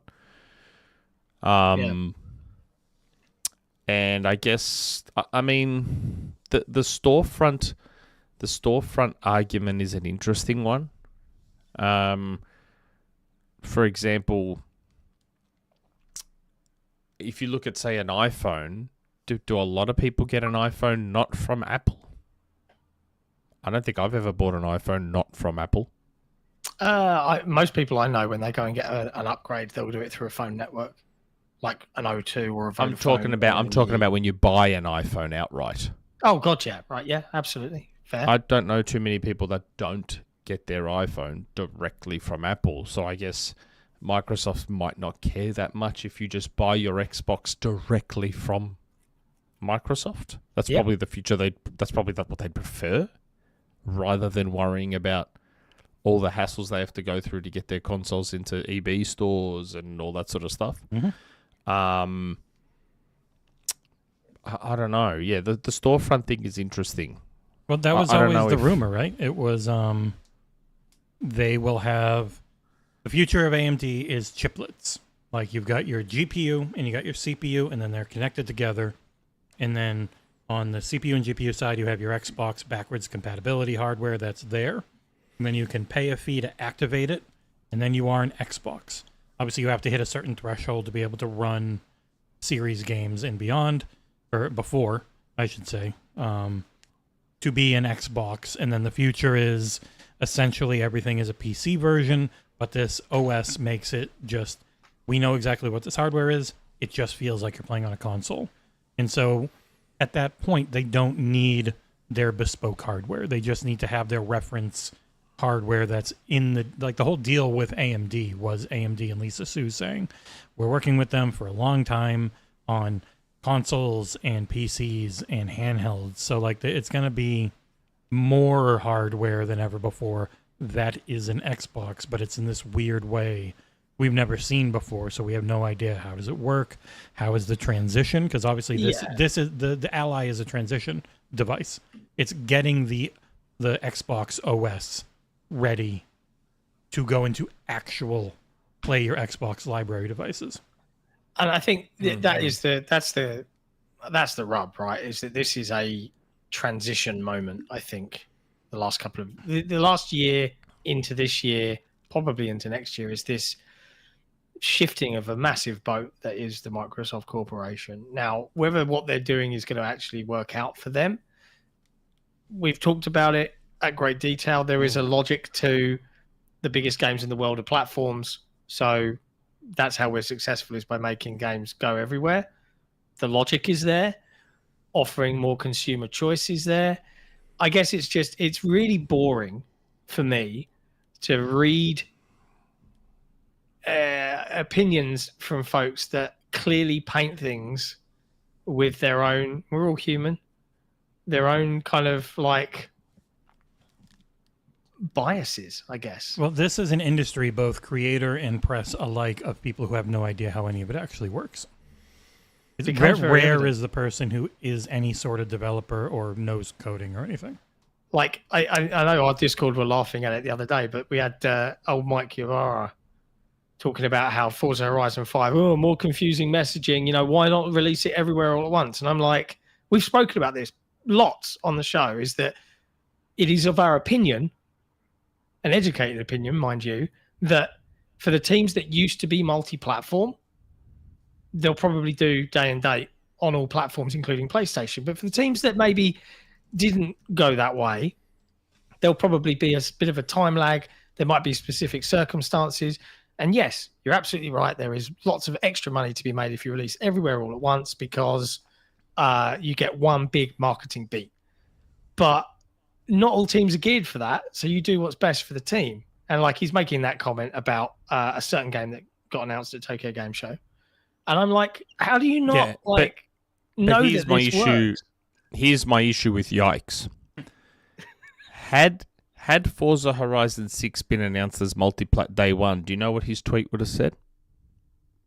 Yeah. I can imagine. Yeah. Oh, just another nail in the coffin of Xbox. Can't believe they're taking their biggest franchise and putting it on competing platforms day one. This is the Xbox I knew. Blah, blah, blah, blah, blah, blah. No, you mean this is the Xbox I knew. Bro, just stick to the gambling company you're working for and leave the gaming stuff to everyone in gaming. Oh, sports betting is gambling. That's what sports betting is. It's gambling. But the silly thing with that is the argument of like, yeah, but they could have had more money. I'm like, but there isn't enough people. Forza Horizon 5, the PlayStation port, was not made by Playground. It was ported by another company, which is probably exactly what's going to happen when they finished and then they give the build. You imagine that's what Panic Button's probably doing right now. You would think they did 5. They've probably just gone to 6, and and plus, with their servers, it also probably doesn't hurt, because live service games, people are like, oh, you should have those everywhere right away. I see it from one angle, but also live service games, I think, can pull people in more easily than old single-player games, because people would have, if you really want a single-player game, they mostly sell at launch anyways. But live service, keep making money throughout, as we saw with 5, it just kept selling. So, okay, Portal player, you're falling into the trap. It's not inconsistent to obey the laws of how many people you have and how much time Microsoft you haven't. have. Yeah, This is. I know what you're saying, Portal player, but this isn't an instance where Microsoft has said, Forza Horizon 6 is a big game. We're going to keep it exclusive for 6 months. That's not what's happened here. The opposite. This is Playground can only make the one version Xbox/PC. That's what they need to get out the door. And hey, if Panic Button's free soon, they'll start working hopefully alongside us to get that PlayStation version out as quick as possible. In the blog post. Yeah, they announced it. It's not like there's like, oh, don't worry guys, we've got an extra 300 people that are going to be working on the PlayStation 5 version to be day and day. It's not a thing. It's the realities of video game development that is butting up with the demands of, I just want to play the thing. Like, and I get wanting to just play the thing, but there's only finite amount of resource and time and money to make the thing. Do you know what I mean? They announced the PlayStation version. Yeah. Which so if they were being confusing, if Mike was right, he's not. If Mike was right, they wouldn't have announced the PlayStation version, and they would have said words like exclusive, console launch exclusive, or they would have used their tricky wording to make it sound like they've it's moved exclusive. away from that. They did entirely. not do that. Like there's a lot of stuff at the show we'll talk about next that isn't coming to other platforms, and it's not like you said exclusive. They don't do that anymore. They don't care. But that's what I'm saying. They weren't. They basically announced the PlayStation version, right so in they the have blog. every intention. They have every intention of putting it on PlayStation. They said that. They just can't make it happen at instantly. launch. Yeah. So that's why I'm saying when I say Mike is just being a disingenuous console warrior, because that's kind of what he's become since he left the industry. Since they fired him twice. Yeah. Yeah. So, but I mean, he actually weirdly has just popped up in my Twitter feed again because Sony have said that the PlayStation 5 generation of consoles is most successful to date. They've made 136 billion out of everybody, just under 5 years. And Mike Ibarra says, hey, the console market isn't a successful business. It is if you do it right. And I'm like... So doing it right is increasing prices as the generation goes on, charging extra for games. It also ignores the fact that they talked about how they haven't kept much of it. Their margins were terrible. So, and it's not the PS5 generation. It's since the PS5 came out, and both the PS5 and PS4 have just been making a lot of money. Like, it's not just the PS5. It's also the PS4 for almost that entire time. But anyway, let's not get off on that tangent. Yeah, okay, fair. Before you know it, we'll be hanging out with Oliver Darko and friends in a Twitter thread near you. Let's not get on a Yikes and Barra tangent. Anyway, before Super chat. Oh, go on, do super chat. From Nissa Hauer. Do you guys think the future they will have people create an Xbox console like they do with laptops or computers? Well, that's what we were talking about, how we're heading towards that OEM future. I don't think you'd be able to set your parts. I do think it's going to have to be a set thing because of another story we have later that's coming to keep it that console-like experience. I feel like it'll be a semi-standardized thing. Yeah. With wriggle room here and there depending on whatever. Like, it's not like they're all going to be tied to 16 or 24 gig of RAM. If someone wants to put more RAM in, I think it's going to have they can. It's going to have the minimum of this is what you need to be at least, and then from there you can go as crazy as you want. I was about to say there'll be minimums as opposed to a standard everyone has to adhere to. Reference hardware, like this is where you are. These are the chips you can use for the CPU and GPU. And again, I've actually got no problem with that, especially if backwards compatibility is there. My 360 games, my OG games. If all that is there, I actually have no problem with that. And again, me being consistent, I've said this from the start. I've got no problem with that OEM future as long as my BC is there. Yeah. That's the most important That's the thing problem that they've got to solve, right? That's on them. Absolutely. Did we get the one from Austin T? No, there was a couple we didn't get to yet. So there was Austin T who said, love you guys, thanks for everything. No, thank you, Austin. Love you, Austin. And there was one from Cody Bishop earlier that missed our discussion of what we have been playing. He He says Metal Gear Solid 3 Remake, Silent Hill F, or The Beast. So many good games and not enough money. Yep. It'll come down. I think the game I would want to play the most out of all those is probably The Beast, just from a gameplay perspective. But it's always going to depend on what you are into the most, and even in that moment, what you really feel like playing. Yeah, they're all good. Yeah, I don't know. Anyway, I feel like that was a hearty discussion. Like, I know, but we've said this before. I still think where Xbox is heading, again, is well away from what we've all grown up with, what the console market is. Yep. It is third-party OEM hardware. It is getting hardware into things like high-end TVs. It is getting hardware into EVs. It is getting...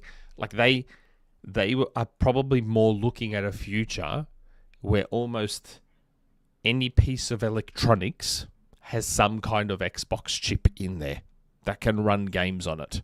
And then they can turn around and go, Xboxes are everywhere. Everything really is an Xbox. This is an Xbox. This phone's...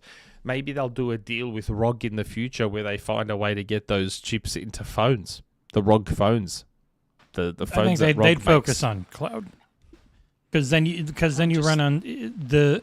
And I saw a tweet from Brad Sams. He's like, do you think they strip down all the parts that make it a handheld and this is what we see next gen for Xbox? I'm like, no, man, this is a no more than 30-watt chip with a tiny memory bandwidth on technically old hardware. It's RDNA 3.5, and the next gen is supposed to be RDNA 5, which is a completely different architecture. So it's like, you can only go so far in a handheld form factor. I think they can...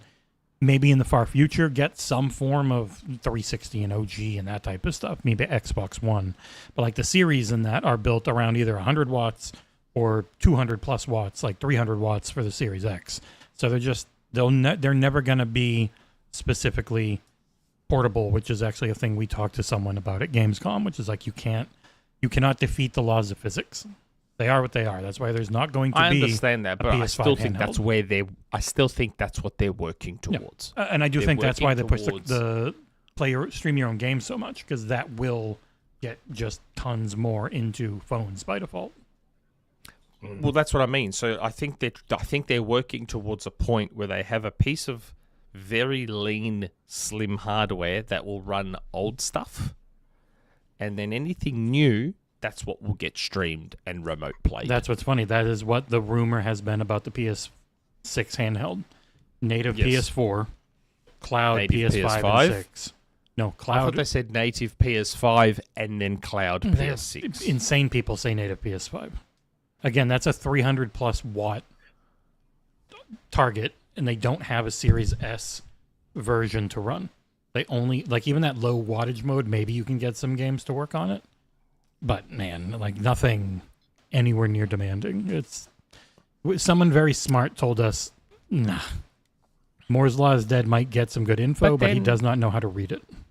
But then to me, wouldn't it be a perfect future then for someone like me, let's say, to have a Switch 2, an ROG Ally X, and the PlayStation Portable, because that'll play all my PS4 games natively. And PS2, PS1 via the classics. And then my PS5 games, I just grab them on Steam and play them on the ROG Ally X. I made a joke, like, when Wolverine was being celebrated. I was like, Sony haven't announced the PC version. I mean, that's just leaving money on the table, isn't it? Like, where's the double marketing? Don't make fun of me. Hi. Yeah. Oh dear. The other thing, I moved it up the list because it's tentatively linked to this. Very much so. On the Ally stuff is we saw a dev blog from Microsoft, and this I had to have a little read to truly understand it. But Microsoft dev team have announced something called Advanced Shader Delivery, which is coming out in Steam on Steam Decks. Actually, half the time you download it just says pre-caching shaders and downloads them for you. So yeah, essentially this is pre-compiling.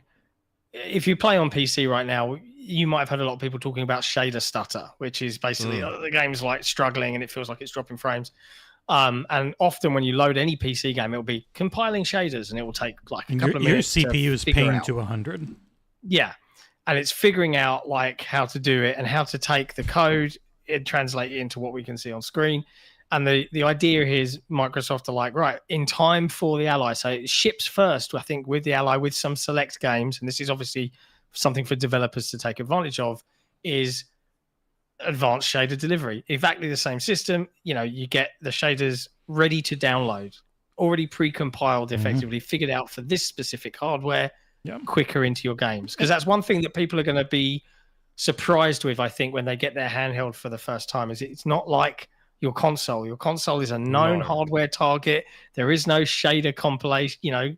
It just goes. Whereas on your handheld, you're going to press a button and it's going to go. And even the first 15 minutes you play, it's still doing it. And every time you see something for the first time, it does it, and that's what the stutter is. And when you know what the hardware is, like a console, that's when you can just have it ready. You go in, you get it compiled, and you make it as part of the download package. But everyone has different PCs, so it's impossible to do on PC. Yeah. Just another one of those reasons why I've always never bothered with PC gaming. You don't have to do anything; it just has to load. Yeah, it's interesting. And the other thing I'm interested in is how good is Microsoft Windows, Xbox Windows version of go to sleep. Don't drain my battery while you're asleep, please. It's 0 when I load it back up. One of the main culprits on that is Wake on LAN. If you ever have a laptop that won't stay sleeping, just disable Wake on LAN, and I bet you it'll be good. I wish it would have been great, and I know it probably can't happen. It would have been great if they could have figured out quick resume on PC. Yeah, well, it's tricky, right? Because there's such a multitude of hardware to. I think we spoke to Jason Ronald about this in Germany last year. Yeah, you have to know exactly. Like, it doesn't even work between Xboxes. It has to be the Xbox you made the RAM footprint on. It can't go to another Xbox and work because that's just the way things are. Too complicated.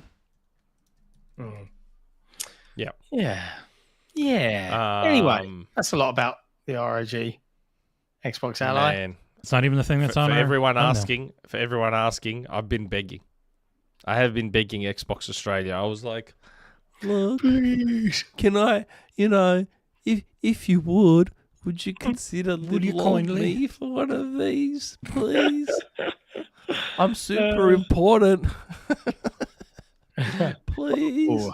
Austin T just dropping 5 XboxEra gift memberships. Oh, thanks, Austin. Boom. What a lovely chap. Congrats to Cal's Abdul got one. Thatch. No Trace Lace. Oh, there's one more. Who's going to get it? It might be someone who doesn't have their memberships public. Yeah.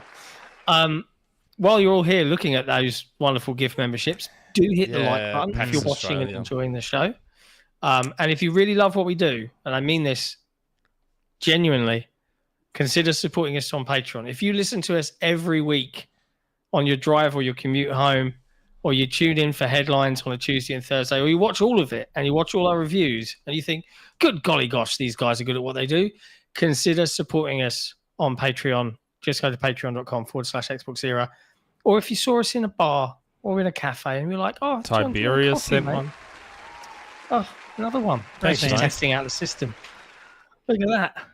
Oh, anyway. Thank you. Let's talk about TGS, because that was a thing. It's actually the thing that our thumbnail is essentially one of the last announcements. Yeah. Now, Nick. It was. We streamed it. We streamed it. For those. People here might have watched it. Do you want to go through everything on here, or do you want to just talk about that big boy topic? Do you want to break down the whole show? Not everyone. I assume not everyone watched our stream. That's true. So we probably shouldn't act like everyone watched our stream. Yeah? Yeah. But I didn't know if you wanted to go through every single release and announcement. We don't have to go through. We can just talk about it more broadly. Well, I mean, I don't know. How did you guys feel about the show? I personally thought it was a little bit meh. overall. As somebody who is, I think, co-streamed almost all of these lately, on the middle side, middle strong, where it didn't have a big Game Pass drop, which has become kind of a standard at these. But I also think that's because you don't have to do Game Pass deals to get ports anymore. They actually get them all the time now. For that one membership. Congratulations, Death Wish Stray. It's weird to see a 3-year-old game like Gungrave Gore get a remake, but maybe it fixes all the problems that Ursula had with it.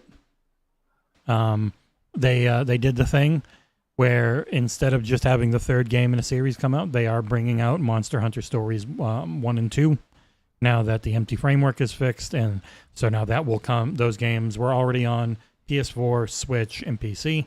Now they'll also be on Xbox One in November. Like, from the I like Japanese games and I would like more support, please, it was a solid show.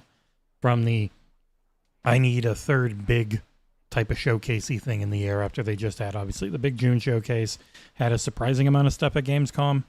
I would call it pretty standard. Like, not disappointing, not great. Pretty good. Yeah. Mid for me. Like, I'm not ruined interested by the in the leaks. majority. It's not for me. That show was not from. I'm not the target audience there. It was definitely a more fun co-stream without you two there in the past. We're just like this. They had Bond. You got to see Gemma-chan being in Bond now. Yep. They had some stuff for you. I was surprised that 007 was there. I just assumed it had PlayStation marketing because it got its own state of play. So I'm just like, oh, okay, well, this game has PlayStation marketing. And then to see 007 again at TGS and Tokyo Game Show of all things, like, has Bond been a popular IP in Japan? It was about having Gemma-chan there, I think. It wouldn't have been there without her. Famous Chinese actress, so, yeah, well, British Chinese, but, it was... Okay. And there seems to be less exclusive marketing. Like, even Hollow Knight ended up at multiple things, even though it had a Game Pass deal and was previously only on Xbox stuff. So, and don't you think it was odd that OD had its trailer before that? Like, wouldn't it have made more sense to have that trailer hold on to the Xbox TGS stream? Nah, that's Kojima. When you work with him, he's going to do his own thing. He's going to. Yeah, but it was like literally like a day or two before. I know. Like, why not just save it for the? They had a big, like, the big Death Stranding thing was at South by Southwest, a friggin' movie thing. Like, that's just him. Double Dragon Revive, I still don't like the art style. I don't know how it's Double Dragon Revive wasn't doing it for me. It just looked like one of those, and I've got to be careful how I word this, because I really don't like to sound like I'm putting down an indie dev or whatever, but it's not me putting down an indie dev, it's me being surprised that Arc System works. So, to me, Double Dragon Revive looked like one of those scrolling beat-em-ups you see by indie devs on Steam. It looks like a game you'd see on a TV show. Yeah, but like, there are like these 1 and 2 man dev. There are these 1 and 2 man dev indie devs that like make these Streets of Rage clones that do their best on their own. And considering that it's just one person on their own, they look cool. Well, and like how good the artwork is when it's just drawn hand art and versus those 3D models. I don't think it translates very well. So for example, there's a game that I actually I don't mind it, called The Takedown. There's this single dev, I think his name is Pelican13, who's obviously grown up a Sega kid like myself, who makes these sort of spiritual successors to Sega games. So he's done like a Daytona style game. He's done a Streets of Rage game called The Takedown, which I think is on everything except Xbox. And when I looked at Double Dragon, it kind of looked like The Takedown. And again, I don't mean that to be derogatory to The Takedown. I mean that to be derogatory to Double Dragon. Yeah. It's like, hold on, this one dude has made this game that looks like your game, that is a team of industry vets like Arc System Works, who are making Marvel Tokon. Like, so I just found that odd that Double Dragon Revive had that look to it. I was just kind of surprised, is all. I feel like that look doesn't work for scrolling beat 'em ups in today's age, especially in an age where developers like Lizard Cube have had so much success with hand-drawn art. We've got Shredder's Revenge, which is modern, really advanced pixel art. We've even had Double Dragon Gaiden, which was even more retro-looking, but still really well animated and all that sort of stuff. I'm just surprised to have Arc System Works going for that. Oh, let's make the graphics look really new and almost CG. That doesn't seem to work for that genre. Yeah. So I was surprised to You know see what? them It's go the for that. making Europeans and Americans in anime look. There's always just But like you a can do little that with off. hand-drawn. Why not do I know. hand-drawn or cel-shaded? To me, that would have worked better. Like, it's not bad looking. It's just not. I don't find it satisfying. No, not bad. It's odd. I just find it So why the odd. the trees It's are like pixels in the background? It's weird. It's a weird mishmash. There's just something off about it. I don't know. There's just something weirdly off about it. What else did we see? Animo again. Get your inner furry on. Yeah. Which, we'll see how Nintendo tries to You're patent not something. getting animals to fight for you. You're essentially taking over their souls and becoming them. So how to fight. long before Pokemon has a spin-off? How long before Pokemon has a spin-off where you become the Pokemon and then they can retroactively sue the devs of Animo? Poltergeistimon. And then they talk about how Nintendo will be very Apple and talk about how they invented the concept of becoming your Pokemon and then immediately go after this small dev and try to bankrupt them. What do you reckon? That sounds very... It has to take off like Palworld did. If it doesn't take off, they don't normally go too crazy. They don't care. And they're going to be focused on popular. They're going to be focused on the U.S. government for a while for using Pokemon in their ICE. We arrested people videos. What? Yeah. They were like, we caught this criminal. He's muted now. All of a sudden, just he's muted. Did Nintendo mute him? His thing I is shouldn't probably be. broken. No, I mean, it never... I didn't do anything. There, and people are going to lose. Maybe it's just me that can't hear anything anymore. Oh, you know what? Can you hear me? Can you hear me, Nick? Yeah, I'm still through the chat mic. No, I can hear you two. You two can't hear me, but I am definitely coming out. I can hear you. Yeah. Did you guys hear me? Yes. Yeah. Okay. But I just can't hear you guys. they had a thing where they had arrested some people, and then they like put it, who's that Pokemon? And then it's just some Mexican guy. It was really, cringe. really bad. I guess it's on Nick's. Nick, It's can probably you on hear Nick's. us? It might be on Nick's end where his. I'm going to point to the headphones. It probably changed your audio input in StreamYard, which tends to happen. We'll leave that for Nick to Maybe fix. I don't know if it'd anybody be else funny if can his hear us. headset died. He has no idea. Yeah, everyone's saying the audio is good, so it's Oh all yeah, Nick's no. fault.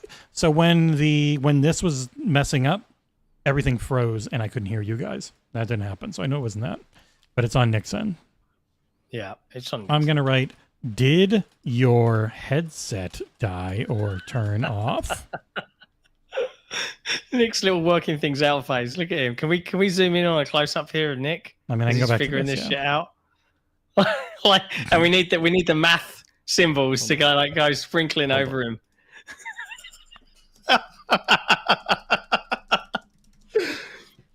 Dun, dun, dun. I was actually thinking I need to make a new scene. I can't hear anything for some reason. He messaged me. It kind of sounds like your headset died. let me reply. Yeah. Headset? No, my headset's fine. Like, for example, I can hear you guys on YouTube. I can't hear anything in StreamYard. Refresh. It's very weird. Refresh the page, mate. You can't hear that, John. Podcast is going to look weird for a moment. I'll go back to this. It'll look less weird. And I was thinking for the... By the way... It means I'll disappear for a bit. By the way... Everyone will cope. For those who know, we are changing up the show today. No game shows for a while. They're pretty we're pretty burnt out on them. Like, I can't think of more weird things without it getting stupid. Yeah. And so we're going to rotate between John having his hot take of the week and Nick coming up with a topic he really wants to talk about. So that'll be the new thing. And I was thinking I've got to make it so that one of you is big, as you'll have the floor. But I'll just use a regular. Okay. I'll just use a regular one for a while. It'll be fine. That was so weird. It's my StreamYard headset sometimes. was working just fine. Yeah, my headset was working just fine. I could hear. I tried playing another YouTube video. Could hear it. I tried sound. Everything was fine. My mic was okay. I just could not hear you guys in this specific tab. Apple so just I works. had to try and hear you guys on a slightly delayed YouTube feed. Yeah, it's like 9-second delay. It doesn't work. It was so weird. It was very, very weird. Oh, God. For Didact Brew, this is the closest you'll get.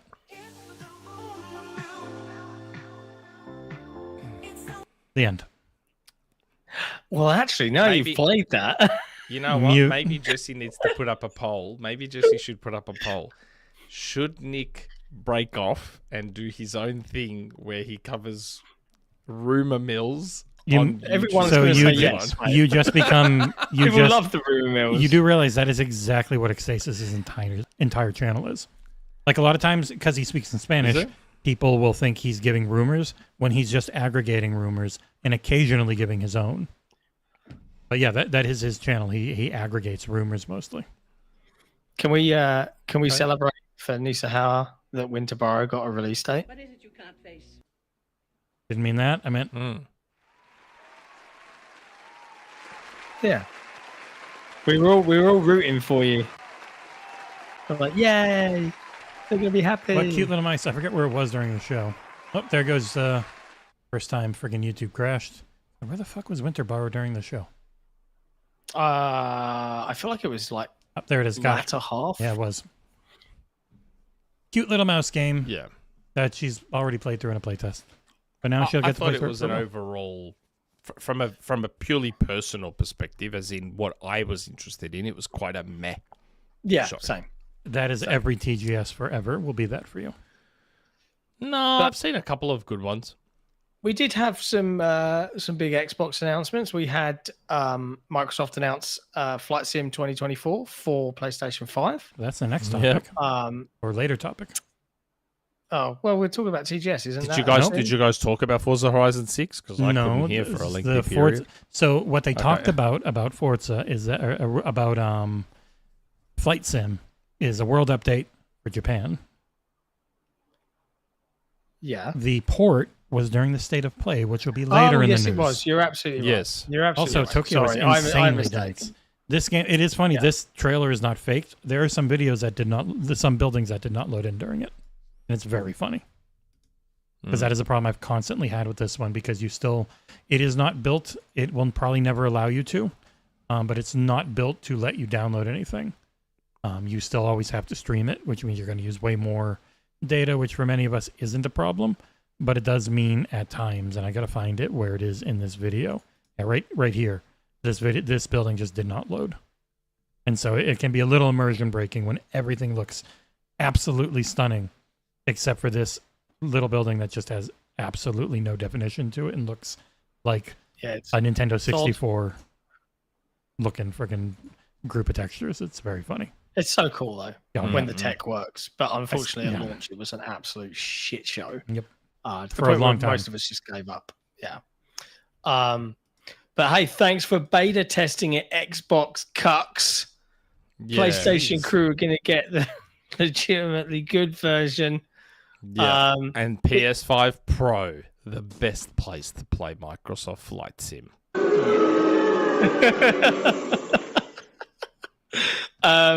But yeah, the big announcement, obviously, and the thing that was already spoiled. That was spoiled. That would have been great if it hadn't been spoiled. Yeah. Yeah, the entire industry knew about this by the time we were at Gamescom. Like, it was out there in detail. Many knew about it back at Summer Games Fest. It was being worked we were told Summer Games Fest it was there, and it's coming out at this point. Yeah, like we know the release month, I believe, or the target release month at this point. Oh, But it's not good enough old to Collingwood spoil. says that's not true. Microsoft and Asobo have said they will introduce location downloads after Sim Update 3. Fucking yes, I will finally. Maybe that's I'll good. review it then if it's at some point I can. 1 terabyte I assume- required. Yeah, I was about to say. I assume they haven't had that because they don't want to overtake everyone's. It was storage. 450 to 500 gigabytes for the 2020, and I had that in there because I've got the. Jesus Yeah. Christ. I know why they didn't So want to you- do it, but I just want those cities when Yeah. I want to fly over them. But So hey, you there it need to is. buy one of those Forza Horizon expansion 6. cards. That's all you get to see. You need to buy one of those expansion cards just for dedicated to flight sim. Yeah, I have one. Yeah, That's I what it have was. one too, 2 terabyte. I got the one. mad. Oh, Mad. We didn't even say, but Ninja Gaiden 4 looks really good, and I want to play it, and I want to review it, and I hope they get it to us It's early. all right. It's got a Nick God mode, so he'll love it. Yeah. Yeah, I'll put that the was one easy thing I mode saw a on. lot of people saying. It's like, oh, if this doesn't have difficulty options, I'm not touching it.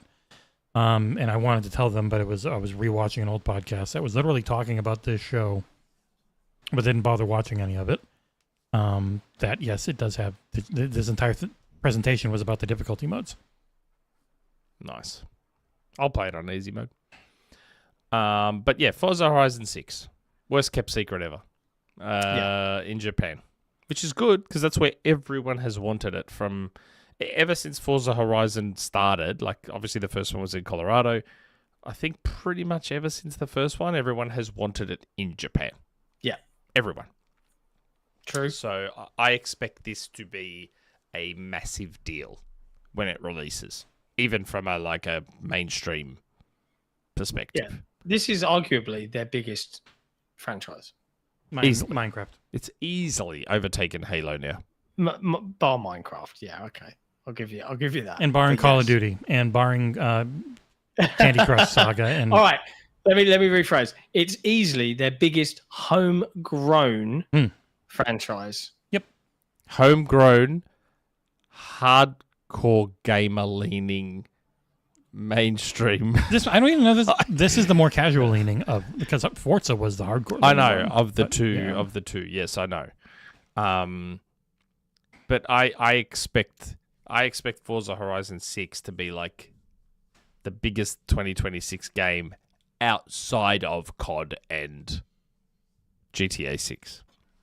Yeah. Like those two will obviously be the two biggest because they're GTA and COD. But Forza Horizon 6 will be huge. Were you a little Huge. bit bummed, like I was, that it was just a teaser to say we're working on the thing? I was disappointed.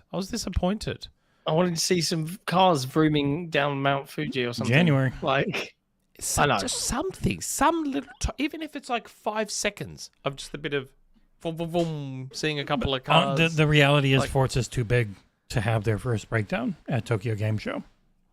Like, that is something big. Not a breakdown. But anything showing off the game at all, this this will be the first time you see the game at the Xbox Developer Direct, January 2026. Like, Yeah.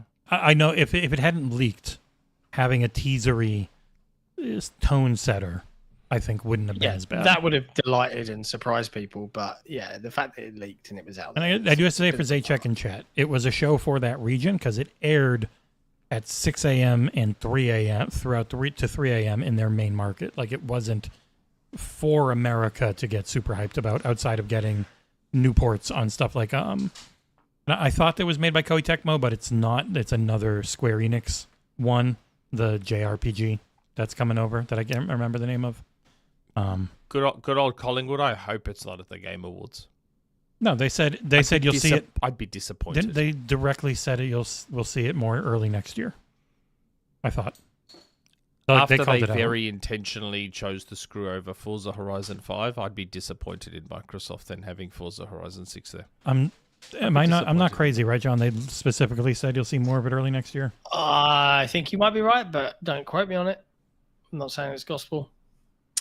We'll be revealing more on Forza Horizon 6 in early 2026, says person at So that'll be at the Playground. Direct. Fans should keep an eye out on our official Forza channels for more updates.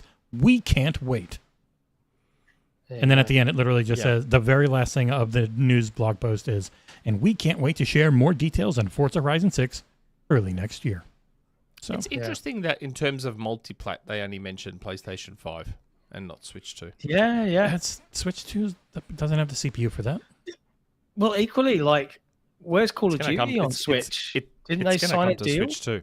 Didn't they sign a deal for Forza Call of Horizon Duty? 6 will come to Switch 2.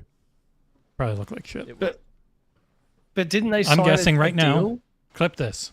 February 23rd, 2026. That's when we'll see more. Wait, no, that's a Friday. When do they normally do it? January, bro. No, but the day of the week. I can't remember. Is it Wednesday? Then it'd be the Thursday, I thought it was. So 22nd of January, 2026. Thursday. Yeah. But yes, they did say in the thing they signed a deal to bring Call of Duty to the Switch, however that ends up being. Mobile would be the easiest thing right off the bat, which is getting a collab with wrestling and other stuff. Yeah. Like Well, I always. mean, Call of Duty still continues to come out on Xbox One and PS4, so I feel like there's no excuse for it to not be Supposedly on this Switch is the 2. last year of that. Okay, that's the so then rumor, this but year's yeah. one should be able to come out on Switch 2. Maybe. But we also don't know if they got dev kits. I know an Activision I'm telling studio you, did.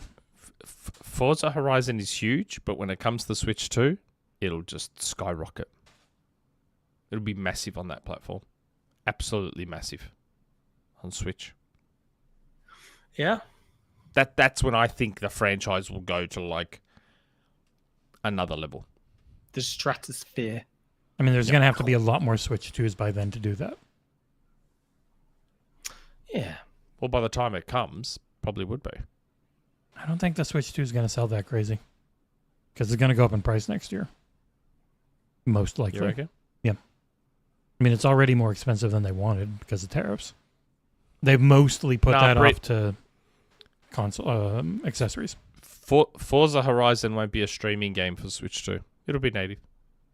I'm really curious because they've said, so like the city of Tokyo and everything, they said it's like, this will be the first one, real city. The most dense they've ever had.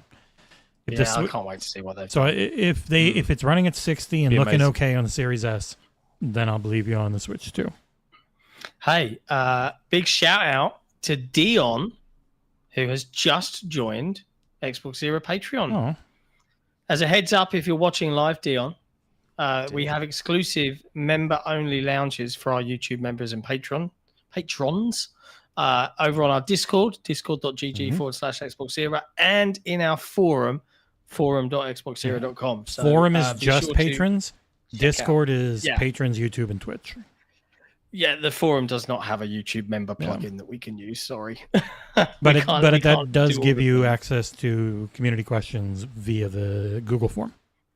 We take care of all of you because we love you. I'm going to add him in right We now. couldn't do it without you. We did have quite a few join recently. Yeah, man. it's After having a good. bunch quit. So we're about even. Yeah, I'll take thanks. it. In this Zebedee32 and Tough. Kale and Christopher. tough economic times, I understand. Yeah, it's tough out there. In other news, we did mention it earlier on in the show, but just worth chatting about. Kojima Productions did a whole 10 years of us and stuff and celebrated with some sneak peeks on some things. Sniffed their own farts somewhat, but we saw a concept art screenshot of PhysInt, and they spoke a little bit about that. They also spoke Disappointed it was only a concept art shot. They have not started Yeah. a second on that game, Nick. They were only on Death Stranding 2. You don't reckon? No. They had said that pretty much. They were That's on nice. Death Stranding 2. Pre-production, Yeah. probably. But they were on Death Stranding 2 with OD on the side. And now they're on OD with PhysInt starting on the side. Yeah. I'm very excited about PhysInt. Are you excited Very about excited. OD? Now I am. Now that I know it's like a proper horror Kojima game. Fuck yeah, I'm excited. Well, that trailer. this that is knock Kojima. trailer. OD Knock will be Kojima's story. And then other directors will have their own stories and their own type I of don't games. mind that concept either. I don't mind that concept either. I'm curious just how much the gameplay and stuff changes because obviously it's Unreal Engine 5 with a lot of help from Xbox as they had been working mostly in Decima, which I'm sure that's what they'll do PhysInt in. It was stunning to look at, as Unreal Engine can be when it's running at a low frame rate in pre-rendered cutscenes. Again, I am nothing if not consistent. How often have you heard me gush about PT? How often 3 have you or heard 4 me times. absolutely gush about you do PT? love. Absolutely loved PT. So I was hoping OD would be something like that, but I hadn't. From what I had heard, it wasn't that many years ago. I'd heard it was something else entirely. So I have a sneaking suspicion it's changed somewhat. When I saw that Knock trailer, I was like, this is the game I want. I was very lukewarm on OD, but seeing that trailer, after loving PT so much, I was like, fuck yeah, give me OD. Arguably, for almost instant success, it just needs to be the kind of concept of PT expanded, and people will be like, yeah, right? Yeah, but PT, part of what made PT so successful was the fact that it was a deeper and more of a game than people thought. Everyone thought it was like this 5-minute demo. No, there's actually hours and hours in PT. Like, PT was free, and you could get a game's worth of time out of it if you allowed yourself to delve in deep enough. PT was incredible.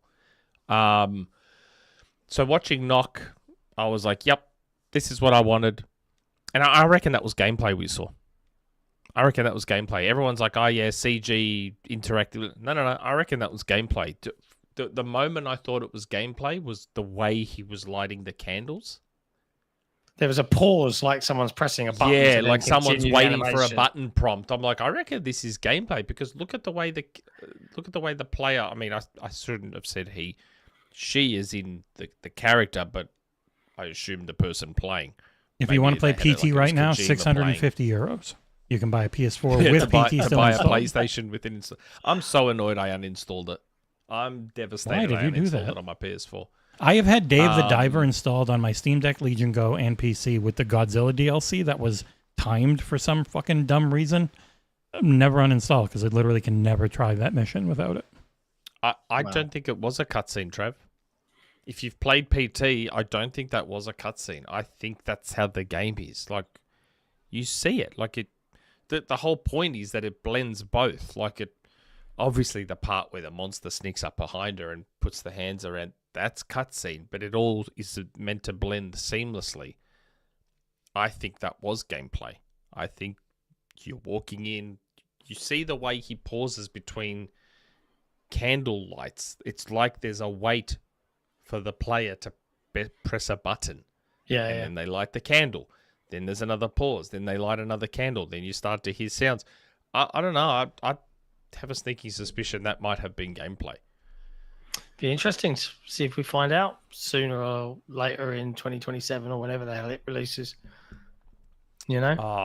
I'm excited, and I'm hoping the other directors do good stuff. Like, if it is an episodic style thing, which is what I feel like more anthology would be a better phrase to use than episodic. Yeah, I don't mean episodic as in, they're going to release different episodes at different times. I mean episodic as in, my assumption is the game will have a menu and you choose your episode or you choose your whatever, your story from whichever director. I'm hoping someone has done like maybe a Resident Evil style segment, and then we've got our PT style segment, and then hopefully we have... it's going to be interesting to see what it turns out to be. Or are they all first-person things with different stories? I don't know. It's going to be... Again, I now I have no idea because it looks completely different to what I had been told it was going to be. Yeah, the whole cloud thing and all that, yeah. Probably didn't work. You know what? Let me go back to my OneNote and see what While you're doing that, I'm going to quickly give a shout-out. I believe it's Team 17 PR sent me 9 trillion cookies that are in the shape of all the things from, Jesus Christ, Puzzle Quest. These are all cookies from a bakery in LA, because I tried to get him to send to Ferry because he reviewed it, but it would not make the trip to Italy before going bad. So cool. Now I have 900 cookies. They're these fondant on the top, so it's pretty thick. It's good though. Ooh.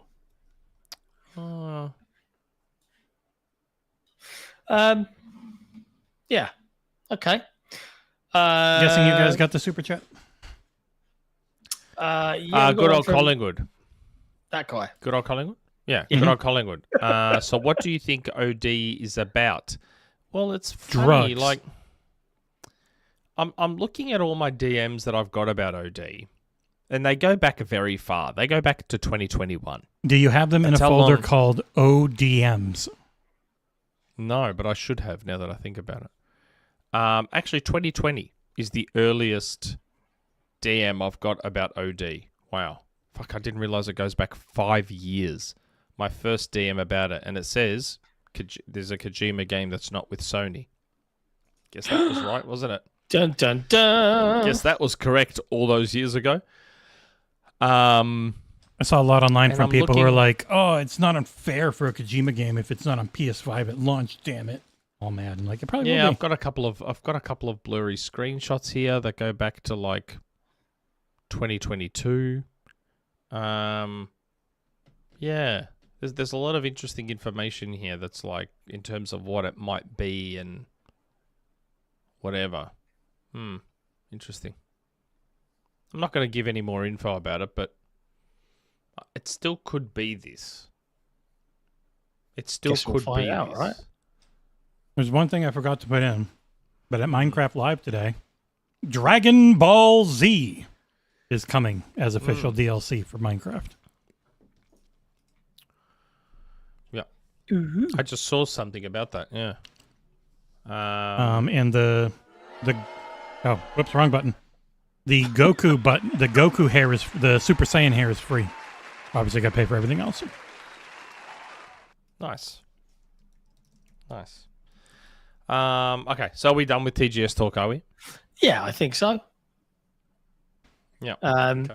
Only a couple more things really to dive into. Eurogamer had an interview with Chris Charla, and they talked a little bit about how ID Xbox had made the largest investment in Game Pass to date this year, countering recent criticism of the subscription service's value. There haven't been any real actual criticisms. There's just been people who refuse to believe it's sustainable. As we know from talking to the people who cover the industry, who just refuse to believe it. They take it as, everyone knows it's not sustainable. Like, that is the thought within the industry quite often around Game Pass, and I'll never get it. Yeah. I just saw Amit Kumar in the chat go, I swear Minecraft has collabed with every single IP in the world. Mate, Minecraft has so much pull. They've got Nintendo DLC. They wouldn't even put Nintendo IP in Fortnite. They put it in Minecraft. That's how fucking big Minecraft is. And that's how much Nintendo Didn't loves Rocket Minecraft. League got it too, right? They're one of the few. They just have like a Mario and Luigi car. So, yes. So Rocket League got a Mario car, Luigi car, and a Metroid car. But you can't see them on any other platform. You can't see them on any other platform. Wow, you can only see them on Switch. Yeah, it is. You can only see them on Switch. That sucks. I think you just have the generic base car otherwise. Yeah, that's all you see on the other side of it. That's Nintendo being Nintendo, though. That is rubbish. Yeah. Nintendo are rubbish. No, they're the best. They're a rubbish company. But yeah, sorry, that was just a tangent there from seeing the chat. Seeing Amit Kumar give that chat. Oh, shit, that's really loud. Can you guys hear that? No. Oh, good. So the directional mic thing works really well. Yeah, they're better for how expensive they are. Yeah. Yeah, okay. Mega Man coming to Sonic Crossworlds. Really good news that leans slightly.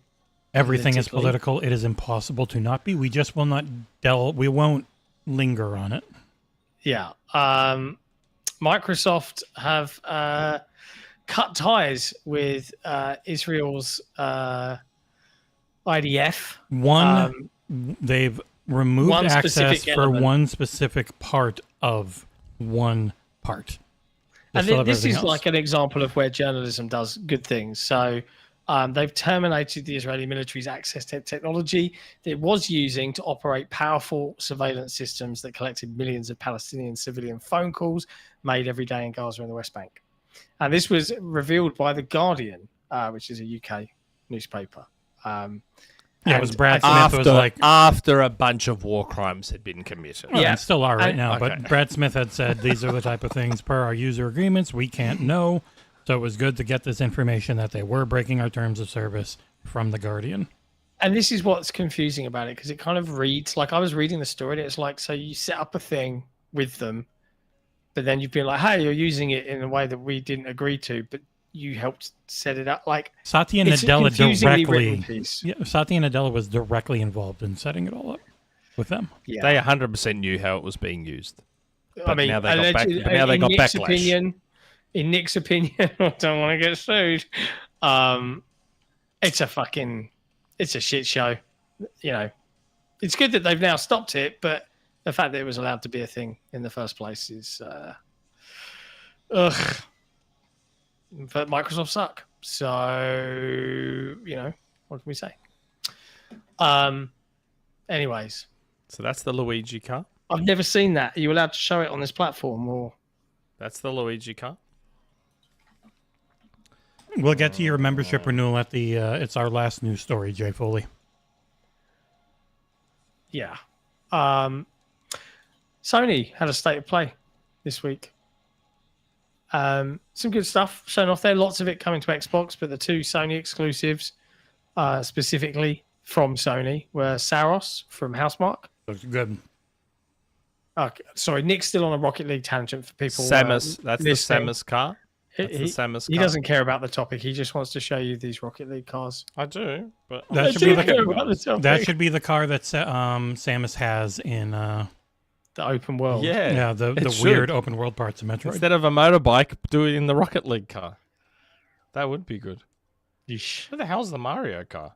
Oh, you probably just switch it the color. Saros looks real good. So Sony did what they normally do, and they bookended their show. Strong opening, strong end. Gets people to ignore the middle, which was pretty weak. Yeah, I liked their show. I thought they showed some good games. Yeah, but it's a state of play, really? And state of plays have a ceiling. We really hope to get 2 to 4 first party updates, and the rest is going to be third party. Why am I always the opposite to everyone else? So the last 2 or 3 state of plays that everyone was shitting on, I was like, man, I actually quite like that state of play. Now this one that everyone's been like, oh man, that state of play was awesome. I was like, because you're really? Like me about the finale, Nick. I thought that was like meh. I thought that was one of the most meh state of plays they've had. Again, and I said this in our TGS stream, from a personal perspective. If I was going to rate it based on trying to be objective and understanding the gravity of what was shown, then maybe it's a B if I'm trying to be objective about it. But from a personal perspective, I just like D. I have less than 0 interest in what a game that looks like it could have been bloke DLC for Returnal. Because I did not play Returnal. So why would I have an interest in Saros? It's funny because Returnal is the most you game they've put out. It's not about the story. And I love Housemarque. Yeah, it's not about the story. It's about the gameplay is great. Like Saros is the thing I'm the most excited for from them, more than Wolverine. Where Wolverine, I'm sure is going to play fine, but it did not grab me the same. Well, I don't think it did for you play either. Spider-Man 2. I didn't play Miles Morales, so I look at Wolverine and I'm like, oh, that. So they've just gone. Obviously, naturally, they've gone with the very cinematic looking stuff. And I'm happy it's really gory, but it's also like the camera's too close. The visual styling just isn't hitting for me. Like Omega Red looks like Nicolas Cage in Longlegs. Like he's normally kind of scary and cool looking. Liam McIntyre, I liked him as JD in Gears, but I don't know that he works as Wolverine for me. Maybe he will in the long run. I don't know. To me, like we all saw the leaks, yeah. So we all saw those gameplay leaks, and back then when it leaked, what we said was, well, okay, it's going to look like a prettier version of this, because we know Insomniac have no problem producing amazing visuals. But from a gameplay perspective, I don't know, there was nothing. I don't get why all the enemies or most of the enemies have like weird robot parts. Probably adamantium to make the enemies. Oh no, he just more chops right through it. challenging. Also, man, he really looks like Nicolas Cage long legs. I think it looks great. Like, but it depends, right? If I said this to Jesse, I think earlier this week. Wolverine doesn't have like really loads of gadgets. He's not Batman. He hasn't got loads and loads of powers. He's got big fucking knives, and he heals really fast, right? So most games that have had Wolverine in have been really gory, fun, hack and slash. Yeah, am I wrong? X-Men Origins Wolverine. 6 to 8 hours, right? 6 to 8 hours, done. This is a Sony game. Are they going to pad this out for 20 hours? Are they going to introduce different mechanics? And that's my other concern. Like, that's the question I have. But I thought it looked great. Like, I want to play it. So I enjoyed Spider-Man for what it was. And partially I had some bias with Spider-Man because of how I could see Sunset Overdrive's foundations evolved in Spider-Man. Part of Spider-Man's appeal, and part of why Spider-Man for a lot of people didn't get boring after so many hours, because it was the traversal part of it. It was just so fun to swing around New York and do all the, even though a lot of the actual missions were just the same stuff over and over again, it was so fun because Sunset Overdrive is the same. Most of Sunset Overdrive's missions were just the same shit. But it was so fun to get around the city in Sunset Overdrive that you didn't care how repetitive it was. And Spider-Man was a similar thing. Wolverine, though, I feel like they're not going to have the traversal to lean on. The traversal aspect's not going to be there to lean on because we've seen what the traversal looks like from the leaks. He uses his claws and he's fast and he jumps around. Yeah, I mean, it's been years. It could have changed quite a bit. You never know. So I'm not sure what the game is going to lean on in terms of just being it's also a fun game to play for an extended period. There's a really different thing from the leaks, which I don't know if people want to know. But there's the Metal Gear Solid 2 situation you brought up was a big thing in the leaks with a different character who wasn't showing up in this trailer. Oh. You played half the game at that time could be completely different. You played half the game as a different character. Oh, I can't remember that. Yeah. I honestly don't remember that part of it. Yeah, the one he's always in love with. Jay Foley Super Chat. Am I wrong? But I thought Mag said Venom was first. I'm guessing Mag with 2 Gs. Yeah, I know, but I'm saying Venom was what was as in the Venom game before the Wolverine. Venom Expandalone being first, yeah. Well, given they haven't even announced it, I'm not sure how that would be a thing. I really wish the Wolverine suit had blue and not like the blacky brown gray. Like either yellow and Spider-Man, brown. They'll do a or million yellow suits. And blue. They'll Yeah. do a million different suits. They'll do a X-Men 97 suit. They'll do all of that stuff because that's what they did with Spider-Man. They did 1,000 suits for Spider-Man. I don't know. Like, what I found interesting about the Wolverine trailer was, and maybe this is because I'm an old man, to me, and it brought back memories of old school marketing. So back when Street Fighter 2 came out, part of why Street Fighter 2 was so revolutionary was the depth of its combat system. Obviously, the graphics were nice, but the depth of its combat system and the way it all was structured. When Mortal Kombat came along, Mortal Kombat, again, going back to Mortal Kombat 1, Mortal Kombat's fighting system was yucky. The way they hooked you with Mortal Kombat wasn't in the fighting system. The way they hooked you with Mortal Kombat was, hey, look at this. I'm chopping this guy's fucking head off and I'm ripping his heart out and look at all the fucking blood. And that's what hooked you in. That's the most Australian you've ever sounded. Yeah. You were full Aussie there, bruv.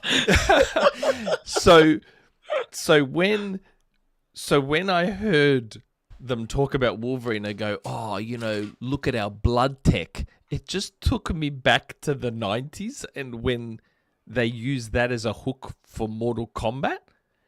So I was like, the blood tech? Okay, cool, blood tech. What does blood tech add to the game? It's just blood. It's just an effect. It's a visual flourish. So I don't understand. So my immediate thought when they talked about blood tech was, so they know that this game doesn't have substance and they're using the violence and the ultra gore as a hook. Or like they talked about it a lot, and we saw the communications in the leak about how they looked at Hellblade 2 and they're like, we want that level of fidelity. So it could also just be like, again, they've really focused on looking amazing in moments you'll never actually see unless you go into photo mode. No, I know, but like, so again, you've all seen me gush about X-Men Origins Wolverine. And what was that game inspired by? The OG God of War. So, like, I loved the OG God of War games. And X-Men Origins Wolverine didn't even try and hide it. It was just a God of War clone in an X-Men skin. Incredible game. That is what I wanted a Wolverine game to be. This, to me, just looks like a weird amalgamation of kind of Spider-Man, kind of God of War, but not either of them at the same time. Yeah, I wish the camera was a little further back. I'm sure it'll be fun. I don't know. I'm not sure what to make of this game yet. Like, I'm seeing everyone go, oh my God, Wolverine. And I'm like, what are you guys getting excited about that I'm not seeing? Ripping people apart and chopping arms off, and that's what people were really hoping for. There's going to be a certain subset. Like we all played Soldier of Fortune back in the 90s. All right, we've all seen body parts come off. Like, okay. I've done it in real life. Like, what are we, 14? Unfortunately, that's actually probably, in terms of mental age, pretty applicable to a lot of the folks on Twitter, at least. But part of what we got excited about with Spider-Man was how cool all the traversal stuff looked. And it was. It did end up being super cool when we played it. If all that looks cool about this game is the gore, what's going to sustain the game for 10, 15, 20, and it is a Sony game, 30 hours. What's going to sustain the game for that long? Do you know what I mean?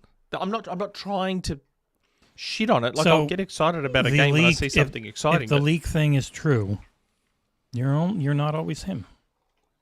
You are people who have other things. You are a lady who has. Oh, really? Yeah. The leak and everything was, and it could be completely changed because it's been many years. So maybe I'll just put Wolverine leak talk. But so Darth mute Monkey, now. Darth Monkey, you're saying it's free flow like Spider-Man, but Spider-Man's combat was just really okay boring to me. Spider-Man's combat was just okay in the end, and it did start to get a bit repetitive. But Spider-Man's traversal is what kept you there. The traversal is what kept you there. Same with Sunset Overdrive, and that's why I'm saying I enjoyed Spider-Man for what it was. And I got the remastered free upgrade thing for Spider-Man. But I don't know. I didn't want to do that again in Miles Morales, and I didn't want to do it again in Spider-Man 2. Here. Oh, shit. I can't show it on screen now to make it. There's footage of when you play as Jean Grey in the game that's out there from the leak. And a lot of the game is... it's a love story with Wolverine. Wolverine. In Spider-Man, you play as...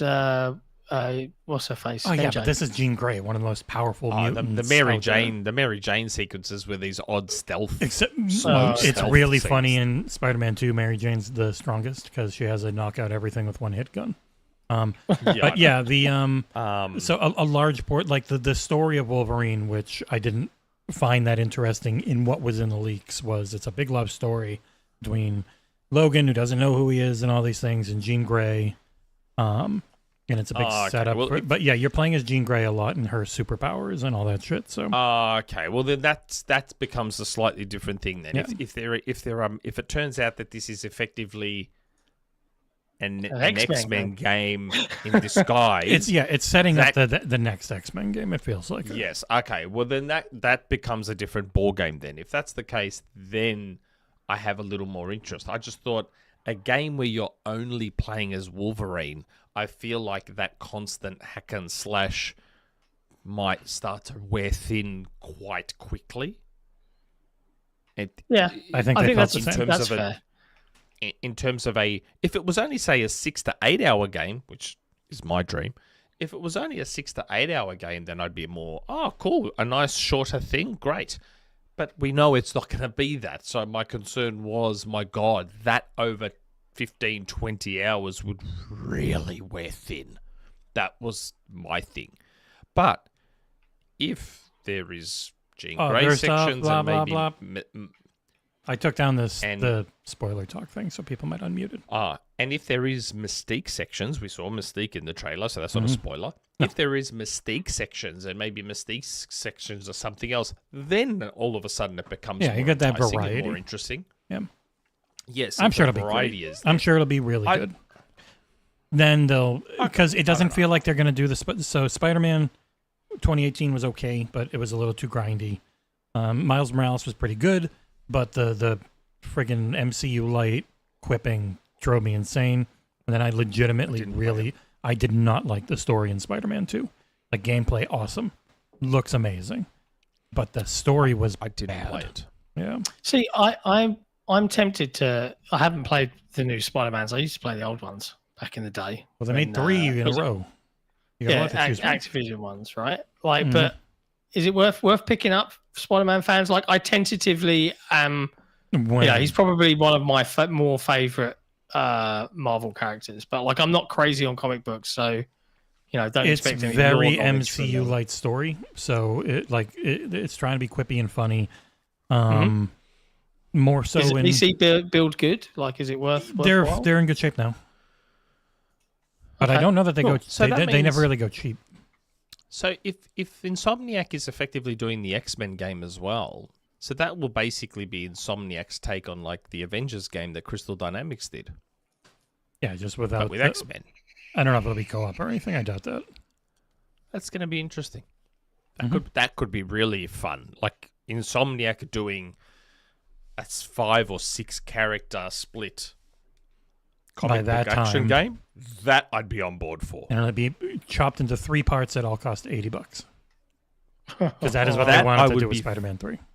I'm just saying that I can get on board for. So play as Cyclops, play as Wolverine, play as Jean, play as Jubilee, Gambit. Oh, like that I would be very much on board for. Very, very much. Especially Insomniac. Just play as Professor X and pop everyone's head like a melon. Done. He is OP. But yeah, no, his sister was more. I don't think they're going to do MCU light humor in Wolverine. It doesn't have that vibe. No, Spider-Man very much had the movie vibe of trying to be funny all the time. But that's Spider-Man though. That's Spider-Man's character. That's his character. Quippy. Yeah, he's real annoying quite often. I'd be surprised if Wolverine had that. I'd be very, very surprised. No. But I have to say I'm less down now on Wolverine now that I know it won't just be Wolverine that I am playing as. Potentially, maybe. Things changed. Darkwing Duck. There were old leaks that I keep trying to not have in the non-spoiler section. I tell you what, did you guys see the news that Sony are letting you buy merch if you've unlocked achievements exclusive? You've played our game. You've got this achievement merch on the PlayStation Store. Apparently, but before we do that, super chat from Jay Foley. Imagine if Xbox releases Blade late 2026 also. Nah. Oh, that'd be. That's 2027. Yeah, dream on. But even Blade could suffer a similar problem if it's just like. I mean, we need. He's got more. He's got gadgets Blade, and tools. Yeah, he's gadget filled, man. Yeah, like he's got melee, his sword and he's stuff ranged, and guns. Yeah, he's got all the anti-vampire stuff. Oh yeah, he has guns too. So and it's gonna be Blade. It's probably immersive. Blade could be a proper RPG style thing where you build up stuff, and Blade could also be gun fu. Yeah. As well. Oh yeah, see gun fu. A little more options when it's not just melee. See gun fu. I like the idea of. To me, there's more to gun fu. That's why I'm liking the look of that Spine game. I played it. It's got some interesting ideas. But it was like an alpha, so there was some hiccups. Yeah. -0. What do you mean, Nick? Well, I mean, like Blade uses swords and guns, so the combat could. Well, he also might have meant it could get just melee. It could get tired because it's not melee only. You need to have really deep systems for it to feel fresh. Yeah, melee only these days, especially in like a third-person action game, like melee can get tiresome. Melee only can get a bit tiresome depending on how you've structured the game. Yeah, it's like being in Elden Ring, but you only have one build, which would drive most people crazy. It worked in X-Men Origins Wolverine in the same way it worked in the OG God of War games, just because of the way those games were structured. It didn't feel...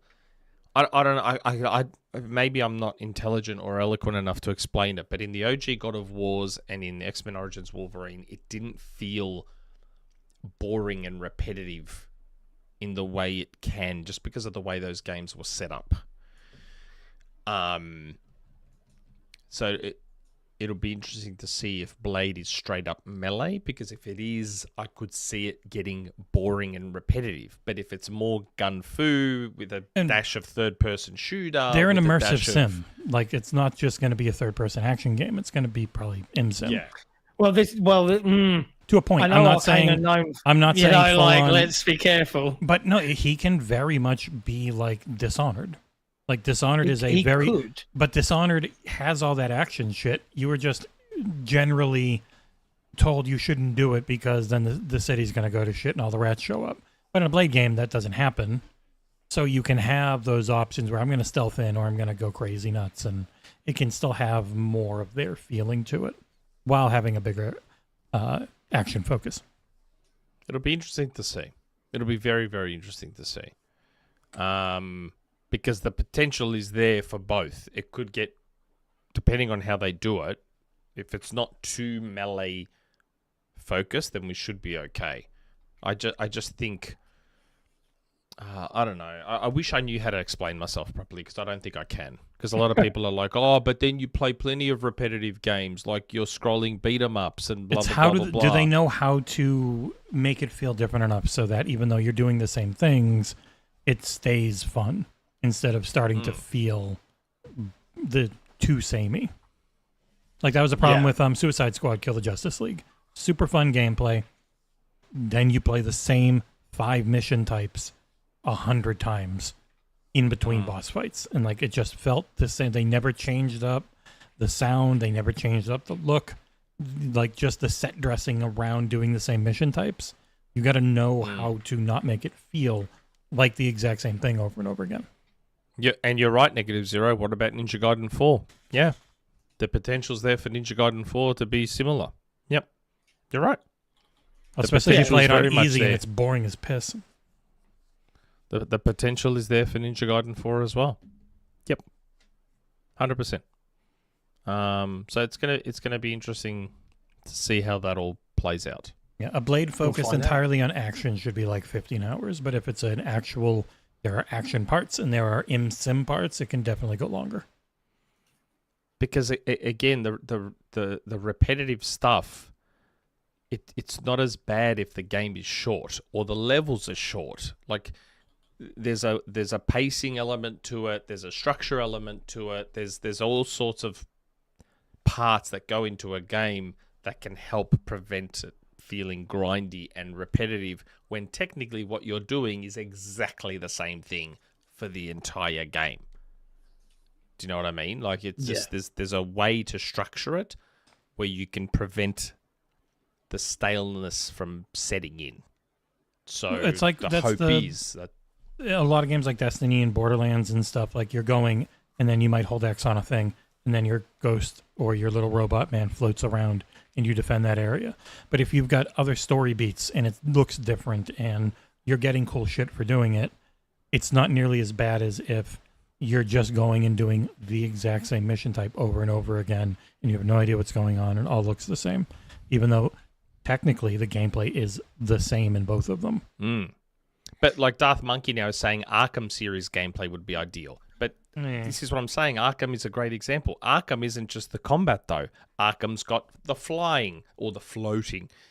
Puzzles. Arkham's got the puzzles. Arkham's got the driving apparently in the newer one in Arkham Knight. Yeah. Arkham's got the. You never played it? No, I haven't played the newest one. Arkham's got the traversal element, and that's why Spider-Man worked. Because yes, Spider-Man's combat was but the traversal was so much fun. So you had both aspects. So that's the only reason I was concerned with Wolverine, because with Wolverine, outside of the cool hack and slash, look at me chop off these cunts' fucking arms, outside of that, I didn't know what else the game would have. You probably have Titanfall-ish wall running, like it's essentially claw. How can you traverse with your claw? That is about it. Yeah. I will say, like Abdul in the chat, there's an art in video games that we've lost. A short game of 5 hours that you replay 5 times is something I prefer. Yes, over this game. 100%. I agree. 100%. Roguelite is that genre now. Yeah. Because that whole point is you're replaying a very similar gameplay loop. There's but you're getting stronger. Yes, you mostly replay things because you spent $60 on them and you wanted to get your money's worth. No, but the thing with roguelite is you're starting again. No, roguelike, you're starting again. Roguelite, you've got that permanent progression. Yeah, I guess so. But then again, you're starting again with everything if you replay it, unless there's New Game Plus. But no, I 100% agree with Abdul. Like, I've gone back and I've replayed Streets of Rage 4 again. Super short game, but I've replayed it. Brand and new. It is not an art that has been lost. Saying an art has been lost about stuff in an industry that, as Jason Schreier pointed out, has way too many games, I don't buy. There's a lot of that. It's not that it's been lost in so much as there's this weird obsession with every game has to be like 40 hours, 50 hours, 60 It's not hours. weird. It's what the majority of customers want. And I think that's one thing that a lot of people think, oh, this is just bad. Why are there all these dumb microtransactions in these games? Oh, I'm going to go to buy $500 worth of Magic the Gathering cards. It's like, if it's not for you, fine. But it's for the majority of customers, which is why these data-driven companies keep doing it. If it didn't make money, if it wasn't what people actually wanted on the whole, they wouldn't do it. On the whole. Yep, in their hole. Their money hole. But it's going to be wrong with us. Like, it will be a Arcane Leon game in a new perspective. So knowing exactly what it's going to be, no one can except for them. Oh, look. Hopefully Blade will be good. Hopefully it'll be good. They have not put out a bad game.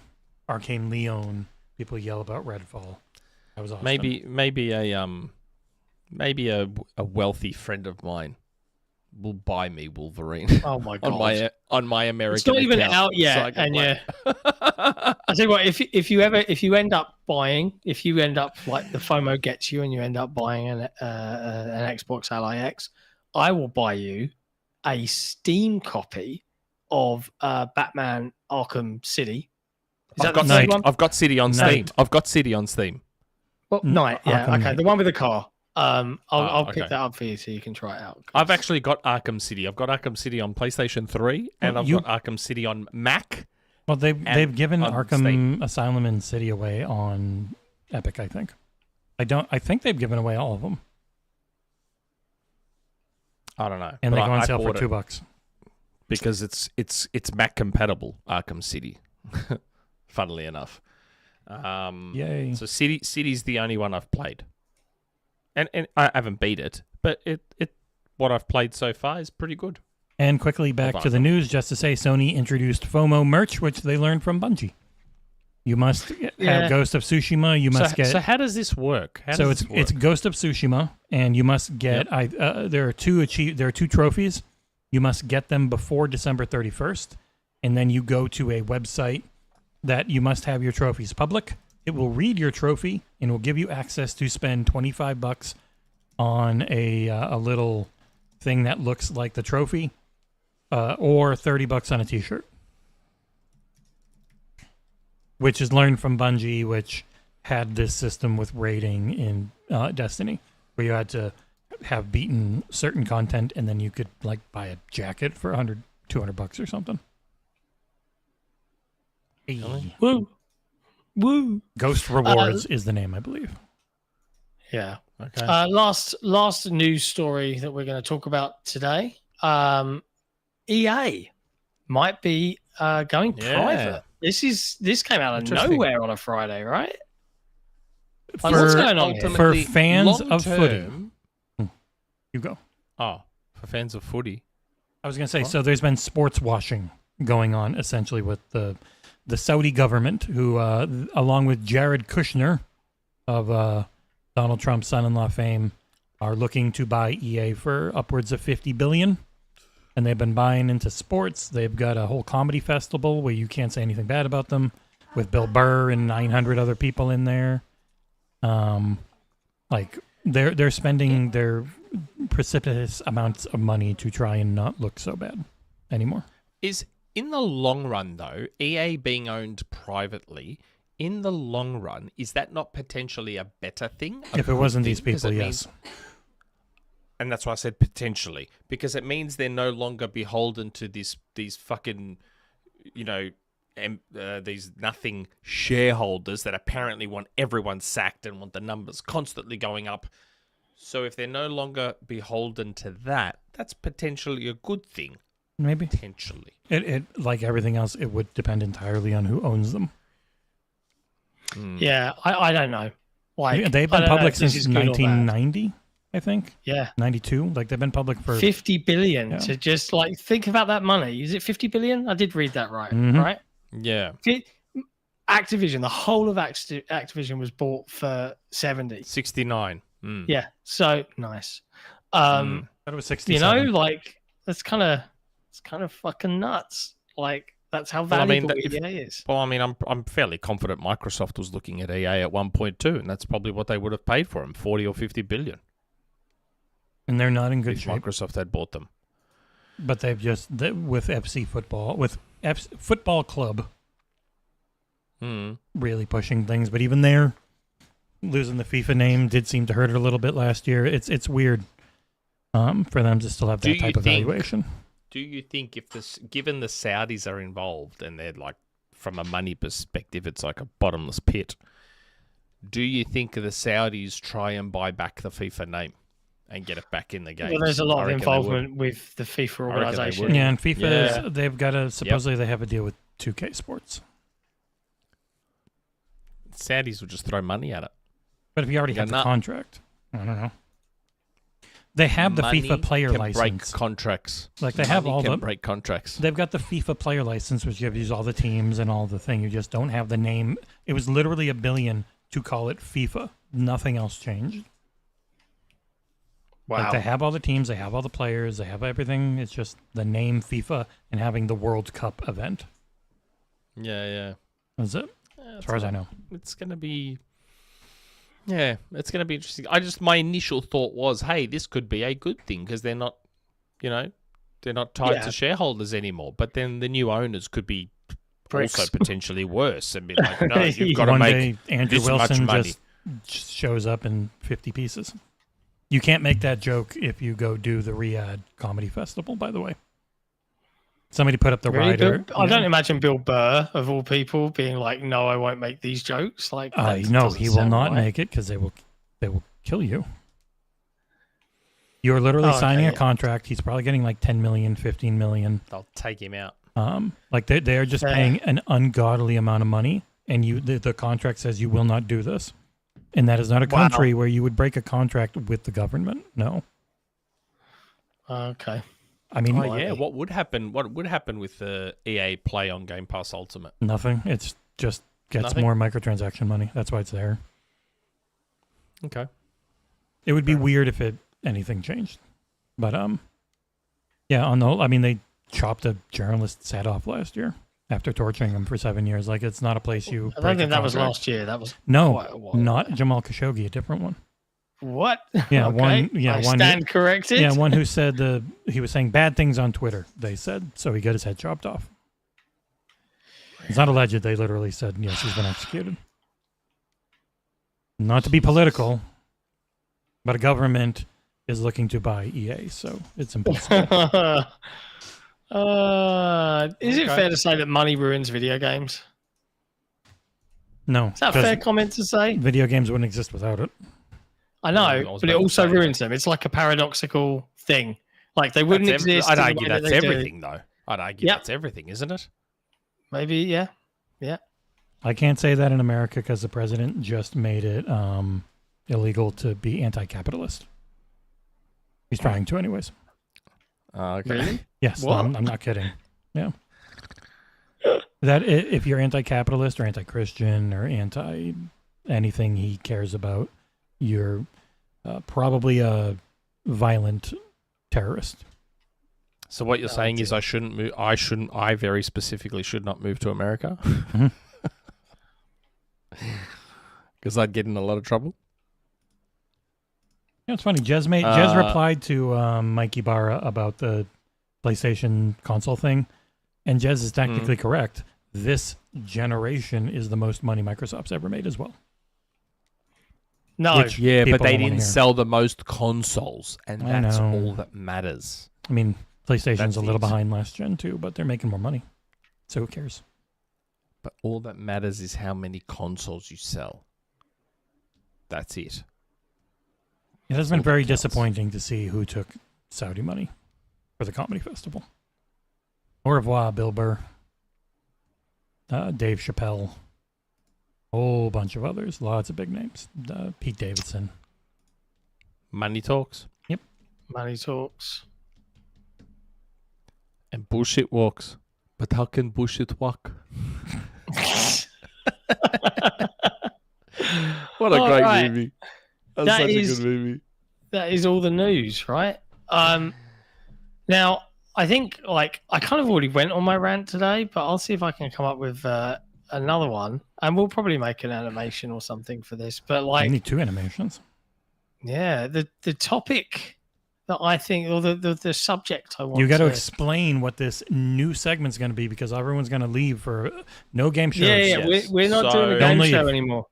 So first, John and Jesse took away the main thing everyone wanted to see from the show, which was the rumor mill.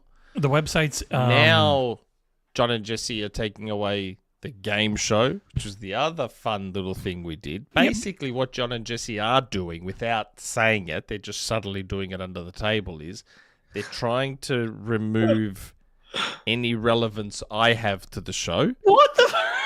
so that they can phase me out of the show slowly without directly saying it. Says the man that's like, hey, shall I go off on my own? And we're like, don't do that. says the man who's talked 83% of this episode. I have not. You absolute. It's not I even have not. close. Nick. Nah, bullshit. I purposely So not the- been talking much because we didn't want to do crosstalk this show. The reality is that it's incredibly difficult. And this is Jesse's idea. This didn't come from me. It's nothing to do with me. Well, I it just was- think he's right. Nick loves the game shows, but he's not the one who has to make them. And I am running out of categories and weird names to give games. Like I keep repeating the same games because there's only so many that have come out. So I've been trying to think of other games we can do. But in the meantime, the new segment would be a rotation between Sick Says, which is John's hot take of the week, or Nick's Nook, where he can look back in history and something he really wants to just wax poetic about, or a hot take he has if he wants. Yeah. Like Wolverine is that's- for cucks. Because what will happen is the conversation will come and say, look, you know, no rumor mill, no game shows. What do you really bring to the show? What's the point? Oh my 80% of our God. audio. That's where this is. That's where this is heading. I am This recording hurts next my week's feelings. episode. I'm recording it and I'm getting the WAV file and it's going to show you 3 times bigger than either of us again because you talk so much more than either of us, which is fine. Stop pretending you don't. No, I don't. Yeah.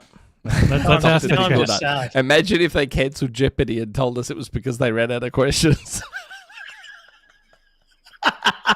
If I had a full team to put questions together and we could hit 9 million topics and not just weird video game names. Yeah, sure. I like the idea of a game show where it's a screenshot, obscure, and you could call it "What the fuck is that?" And it's got to be from like a AAA game. It's got to be from like it can't be some fucking completely unknown, Obscure little nothing game. But like, what the fuck is that? And either it can be pixelated or whatever, and just one screenshot week, and it's just a guess. Who guesses it first? And like, there could be progressive clues to guess it. So you could put it up on the chat, and everyone could be kind of guessing it. I don't know. Kind of like catchphrase. Do you remember catchphrase? Ooh, look at the votes. Jesse and me are close. It's not just me dominating this poll. Jesse's right there. Which is weird because I talk. It's not weird. It's people being funny because I by far talk the least. No, people voting for me is people being funny. I don't talk that much. Especially the first half of the episode when I'm still waking up. Yeah, I talk more towards the end. But at the start, I barely talk because I don't play games, so you don't hear from me during the fucking what have we been playing segment. That's Jesse's most talked about segment is when he talks through what he's been playing. And I try to keep that's your short. Chatty bit. Yeah. But yeah. So yes. So my channel is small. I only have 18 subscribers at the moment, and the last video I posted was years ago. But I will start to progressively, as I'm phased out of XboxEra, I will slowly build up my personal channel. Where you can this is what's going to happen after the show. What's that?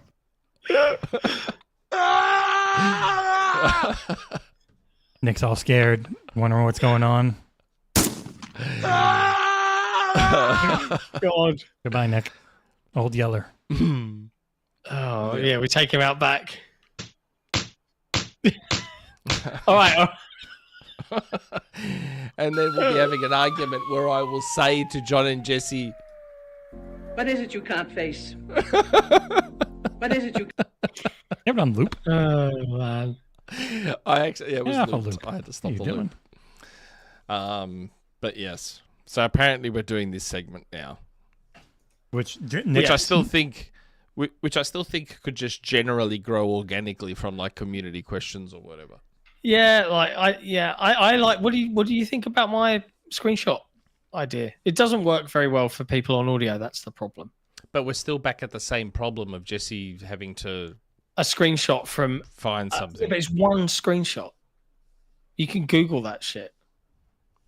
And then you just pixelate it. It's a 2-minute process. It's not good for audio, which is a lot of our audience. That's the problem, yeah. Yes, it doesn't work for audio either because you can't see. John wanted to have you got to guess a game from a screenshot that's been like obfuscated.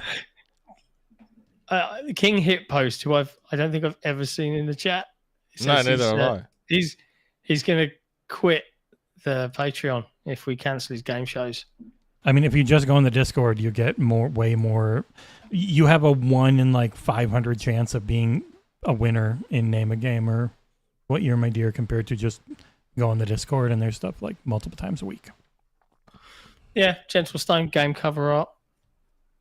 But hey, I mean, we are on video on Spotify, so I don't know. King Hitpost's first words were, "Y'all need some pussy." Thanks, bro. Yeah. Yeah, man. Don't we all? But yeah. I don't really have a rant for today, so I'm not worried about it. I feel like today is the trying to figure out moving on from the game shows for now. Maybe come up with some new game shows or different segments and stuff that everyone doesn't leave. I'll do my best. You listen to Australian radio and find a game to steal again? I'll do my best to think of a new game show, i.e. steal an idea from somewhere else. Wow. But yes, we'll see how it... Because I enjoy doing the game shows as well. I enjoy the banter of the game show, but it is wearing a little thin. I need different things to do for it. You don't have to make it. I don't know what to... I don't have like new categories in games to constantly come up with unless I just start going back to the old ones and then you guys remember most of them because they're so stupid. Well, in that case, we will dive straight into the reason we're all here, which is our incredible Patreon community. Without them, XboxEra wouldn't exist. So big thank you to everybody that supports us directly by heading over to Patreon. Patrons love the game show. Oh my God. By heading over to patreon.com/XboxEra, you too can become one of these cool kids. You get access to a super secret special Patreon lounge on both the Discord and the forums. There's a ton of cool stuff that happens in there, but that would be telling you what's going on. But if you want to join in, head over to patreon.com/XboxEra. Another one of the perks that those wonderful people get is to ask us every week, either via the Discord or the forum, a question. Be it a long essay, several questions jammed into 5 paragraphs. We'll find out. So let's go take Amit a look. Kumar had a very good comeback from Mr. King hit post, I believe. Oh, it's all the Xbox Era kitties. I mean, it's my 2 with 2 different pictures of them of varying quality, including this one right here. Meow. Okay. All right.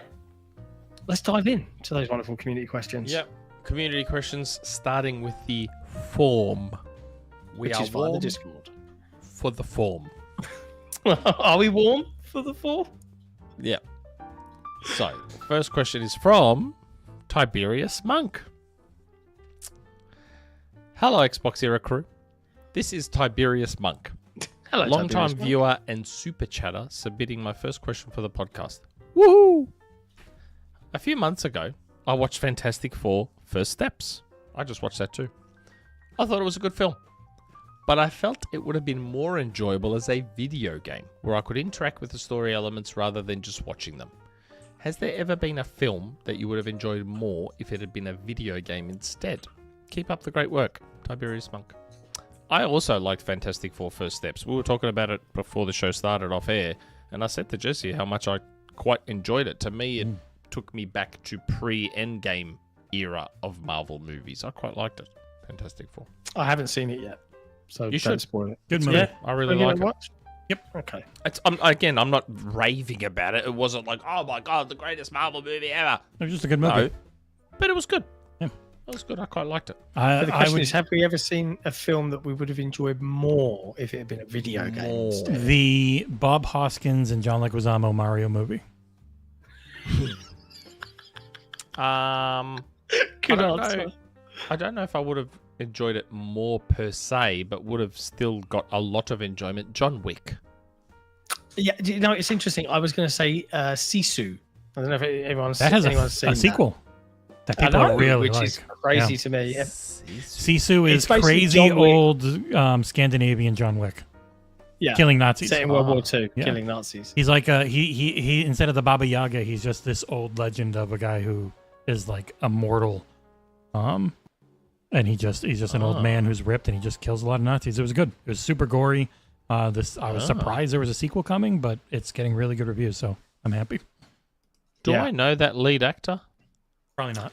No, I think it is it's a Norwegian film, so Okay, I felt like I know him.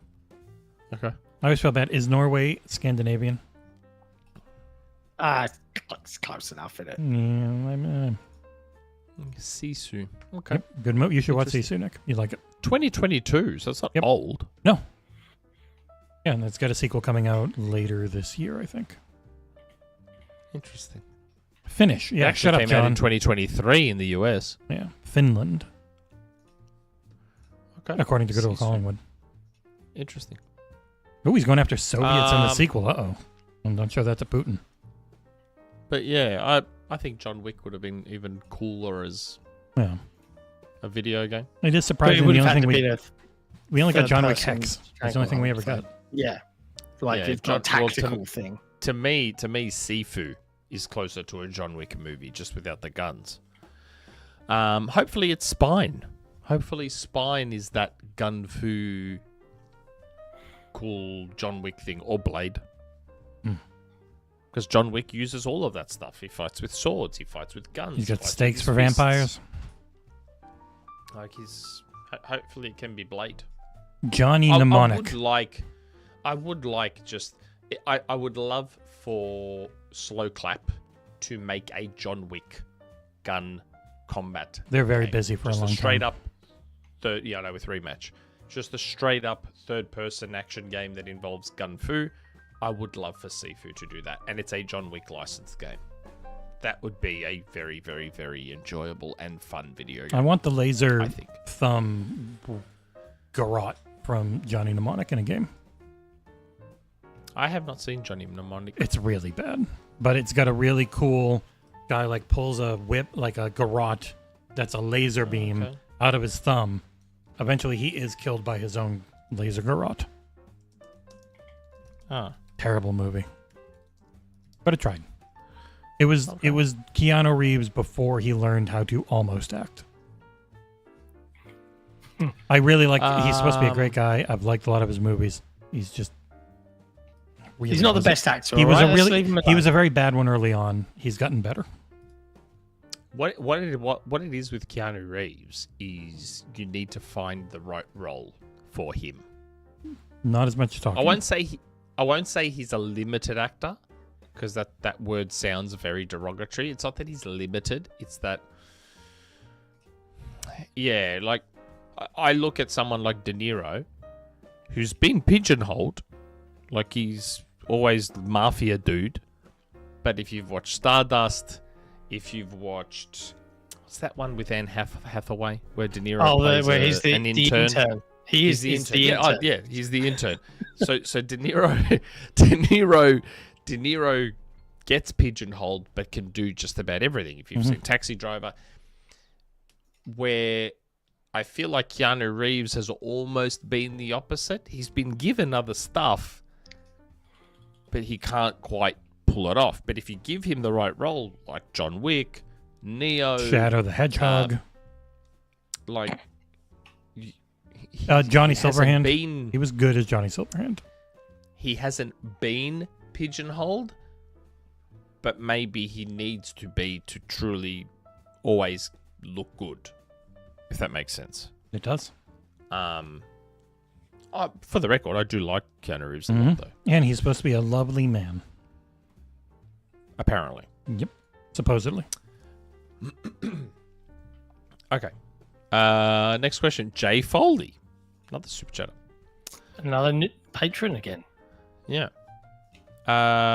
Hey guys, hope you're all having a great day. I want to ask, with the Xbox console prices increasing and with the announcement of the ROG Xbox Ally prices, I have a friend who can only afford one device. Ask me if they wanted to get into the Xbox ecosystem, should they just buy an Xbox Ally or should they buy a console? At this point in the console gen, I can't believe this is an actual question or decision that becomes difficult when it comes to people's finances, a PC handheld or a game console. Does that mean the next Xbox is going to be so overpriced that the next new question will be a PC rig or a console for some people? I'm just so shocked about these new console prices. I remember back when if you wanted to get into gaming and finances were tight, a console was your best bet. Have a good day, guys, and sorry for the long message. Wasn't that long? Don't be sorry. That's fine. Yeah, look, in terms of your answering your friend's question, I would go the ROG Ally if backwards compatibility is not a factor. Or where you want to play things, because like I'm just going to be at home and I'm going to play on the TV. Then a console can still dock it. But it's so much weaker than even a Series S. Like it's not going to match. It's not meant to match. It's a no more than 30 watt device compared to something that is running on similar architecture with more memory bandwidth that's pulling 100 watts if it's a Series S or like 250 if it's a Series X. Like they're just very different products depending on, I want something portable, easy answer. I want more options, then the Ally could still be better. That's what I mean. I've got this mental disease where I like having the options and the flexibility even if I never plan on using them. Like, my Switch is docked 95% of the time. Like, it's just completely docked. Yet, I love the idea that for that 5%, if I just want to go whoop, and take it out, I can. If I would say get the actual home console. I wouldn't get a handheld as your. If it's gonna be your only thing, it's tough. Yeah, if it's gonna be your only thing, but the Ally is so flexible though. But to make it that flexible, you got to get a good dock, and then you're probably gonna want controllers for it and various things, and it goes even higher.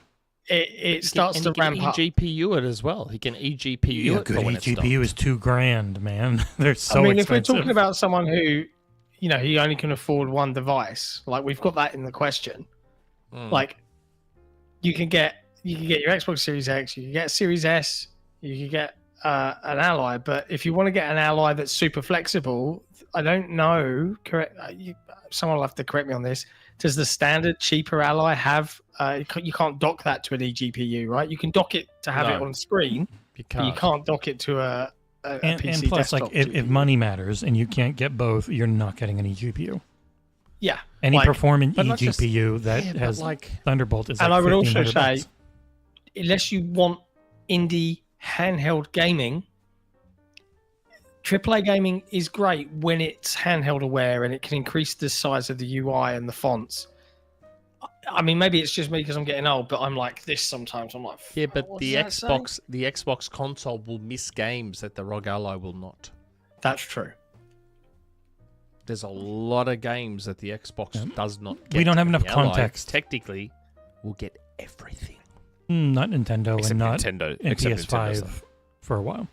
But I mean, you can get all of Nintendo's old stuff with emulation because it's a PC. I mean, you can get Nintendo's new stuff with emulation. Shh, they'll send the ninjas. But yeah, look, I'd still go personally. I'd go the ROG Ally, but I understand the argument for the console. I just, yeah. In terms of the pricing, dude, I've always been sort of alone in this, that I've always thought gaming was technically too cheap. We've had it too good for too long when it comes to gaming prices. That's both for the games and the hardware itself. We've had it too good for too long. And that's why this is such a shock for everyone. Because it's been this one way for like 35 years plus. So we're all like, what? You're not trying to fight to get your price down to $3.99? No, it was insane that that's all we were paying for all this stuff. Like, it's crazy that that's what we've become accustomed to for such a long time. There is an element, like, you look at people that buy new phones every year, and I'm like, Well, just look at you're bitching about this. Look at Blu-rays and DVDs. You spend $30, $35, $40 quite often on brand new ones that are, unless they're a full season of TV, which is more expensive, it's like 2.5 hours of entertainment. Whereas you can spend $9 on Megabonk, and people have like 100 hours in that already. Like it's a very different proposition. Did you see the tweet from Xbox that was like Xbonks? If they get I was Megabonk- like, are they teasing that they're going to try and get Megabonk? Mm-hmm. What's Megabonk? So Megabonk It's is it's a bullet heaven style game, but it's third person and focused on jumping and movement way more than those. Like, those games have mostly been top down for the most part, and it's just completely exploded on. It's a really fun game to watch people play, so it's exploded on Twitch and YouTube and stuff.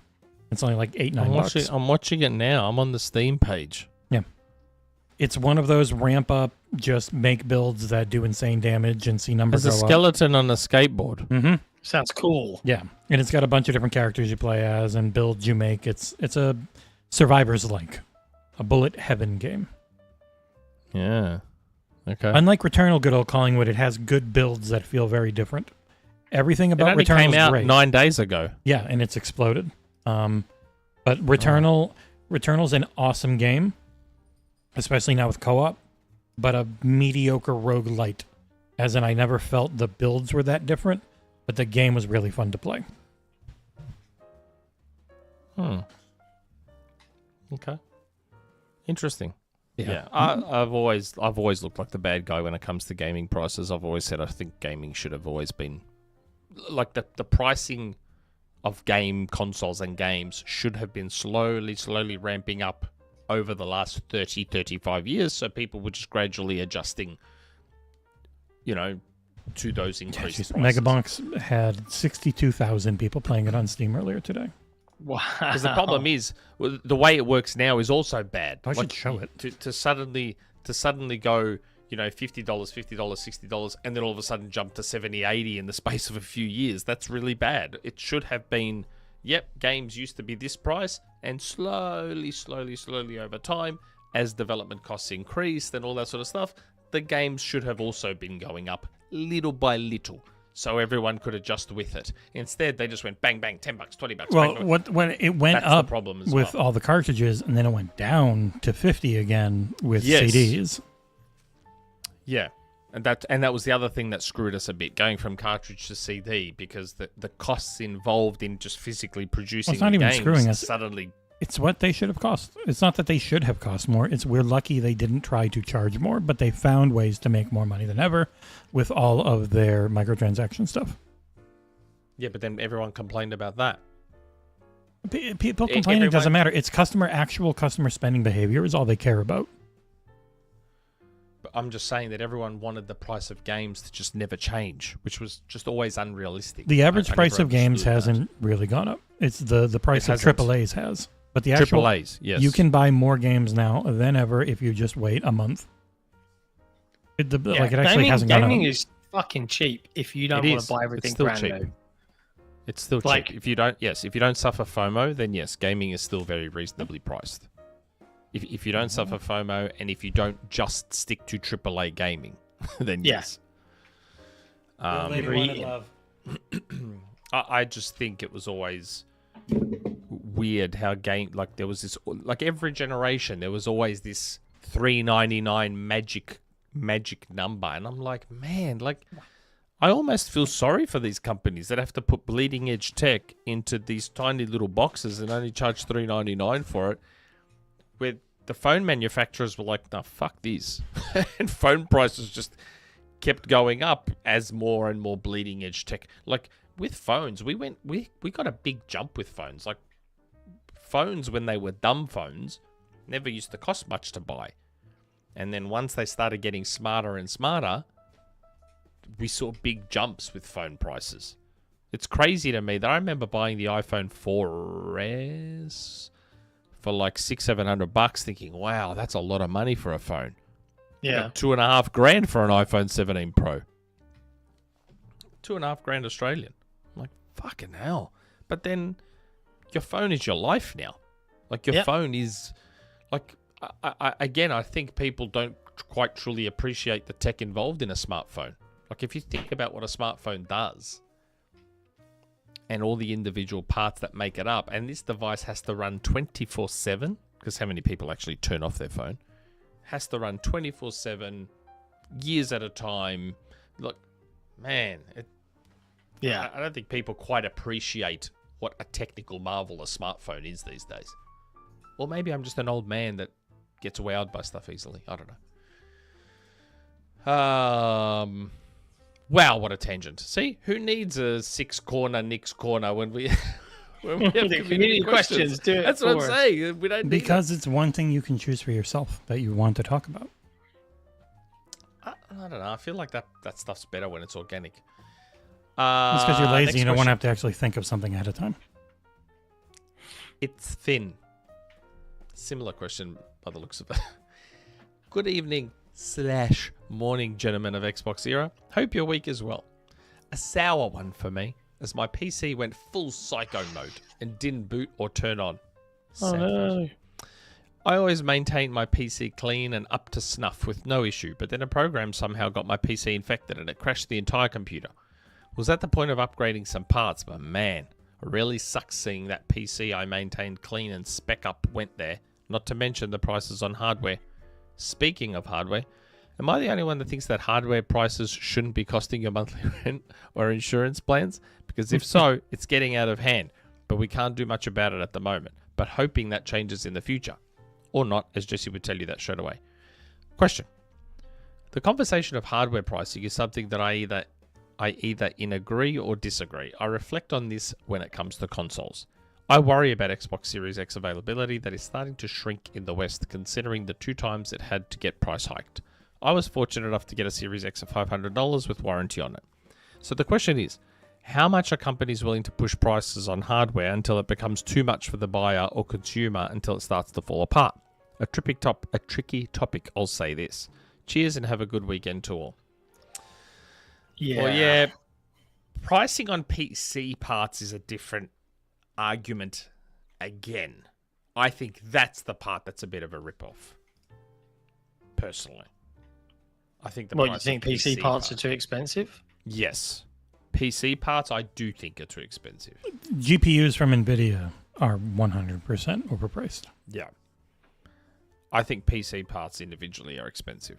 RAM, all of it, all of that stuff. The all those savings bits you and get pieces individually. Yeah, the savings you get on PC are the cost of games over time. It's going to be a bigger initial investment that will get you better performance, dollar to donuts, versus consoles right now, this late in the gen.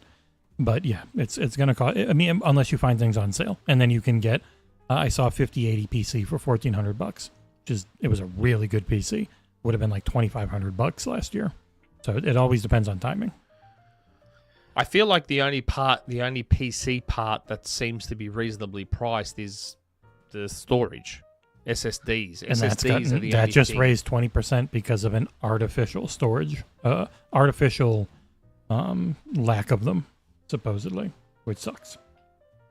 Yeah, but overall, I still think they've gotten a lot cheaper.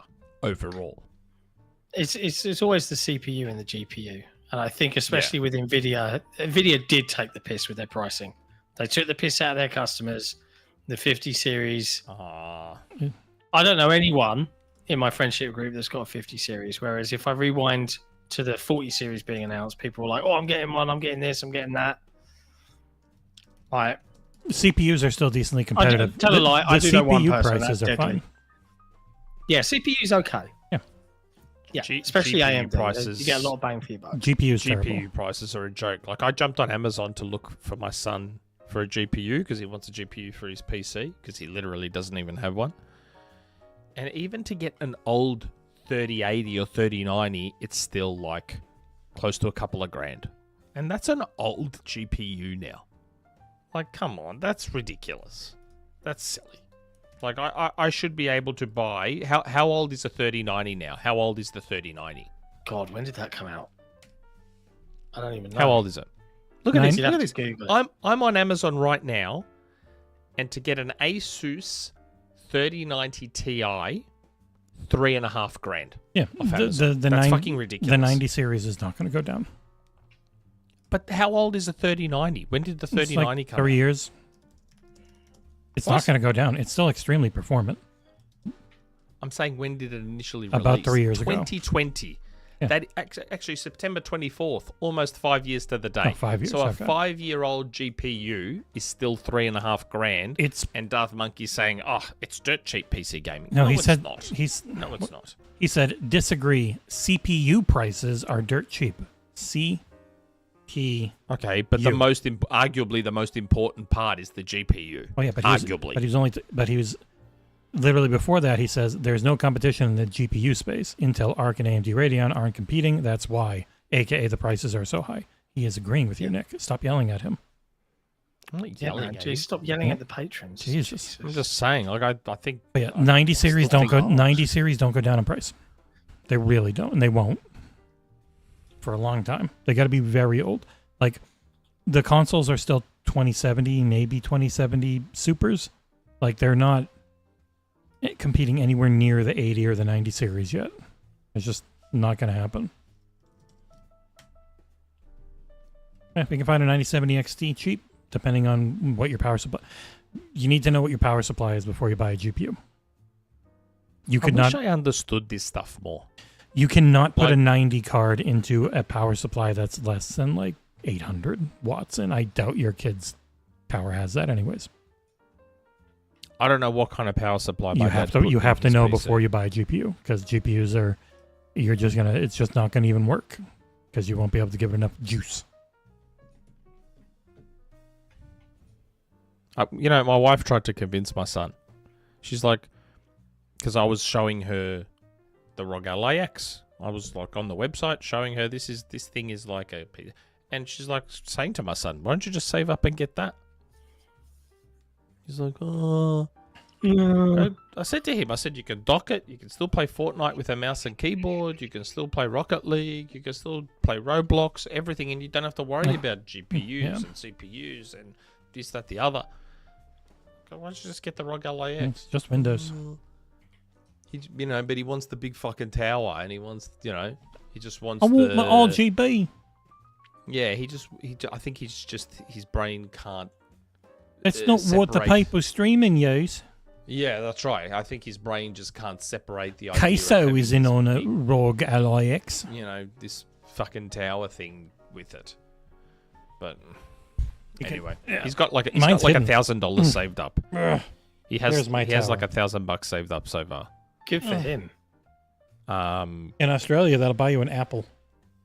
So I don't know what The fruit. $1,000 will get him in terms of a GPU. I think the best GPU I could find, as in the newest GPU I could find him for around $1,000 was a 5060. But yeah, you need Is to. a 5060 any good? No, there's no point in buying a GPU until you know what his power supply is. Because once you start going higher, they need probably more. Yeah, but couldn't I just get him a newer power supply as well? Boy, you want to do that install and take the entire thing apart and rewire the whole thing. You cannot reuse cables. They're not all pinned the same. There's nothing easy about PC gaming or PC upgrades. I know, that's why I never bothered getting into it. I don't know if I agree with that. It's not I easy, think John. It's If you don't know how to do not it, hard either. but if you don't know how to do it, it's extremely scary. Yes, yep. That It is. It can be. It can be extremely scary, but it's not. It's not like Honestly, just look at the ARC. If Intel's selling ARC, their top one that's like $250 US. It's going to give you 12 gigabytes of VRAM. Doesn't need a ton of that. It performs just fine for everything you'd want to play. It's probably going to be way cheaper. Let me look it up. I can't, Gentle Stone. The PC's already in there. My dad's already put something together for him. Look up the Intel Arc B580 and see how much that would cost you. my son is still gaming on PC right now on an AMD 390X something or 390. No, it's not fair. I just Nope. I And just it's want to get. I bad. just want to pick the best possible GPU that roughly $1,000 Australian dollars will buy. Look up right now. Intel Arc B580. Oh, Roblox. He's playing Roblox right now on his PC, and it doesn't even have a GPU. Yeah, it has well, it's got an APU, so it's got the internal GPU on probably an Intel. Yeah, whatever the Intel internal Arc shit is that's built into the But yeah, like whatever. look it up. Intel Arc B580. But I want him to get whatever the best value for, and he'll probably keep saving a bit more money. But whatever the best value, roughly $1,000 Australian dollars to play some Fortnite on there, even though his PS5 will play Fortnite at 120. Like I said to him, you're never going to get a PC that will play Fortnite at 120 like your PS5 can. Yeah. Like I don't I mean, understand. if you put it on low 1080 and every setting super low. Like I'm trying to explain to him that, and if he wants to play keyboard and mouse, the PS5 will do that too. For Fortnite. If he's only at 1080p, then you don't need anything crazy. Well, his monitor is a 1080 monitor, so yeah. So And this is the problem, because he sees all the streamers playing on a PC. It's just that idea Nick, of just sitting at a fucking desk. look up. I'm not kidding. Look up Arc Intel B580 GPU. It should be like $400 or $500. That's what its list cost is in Australia, and it's equivalent but better because of the VRAM situation than like the 5060.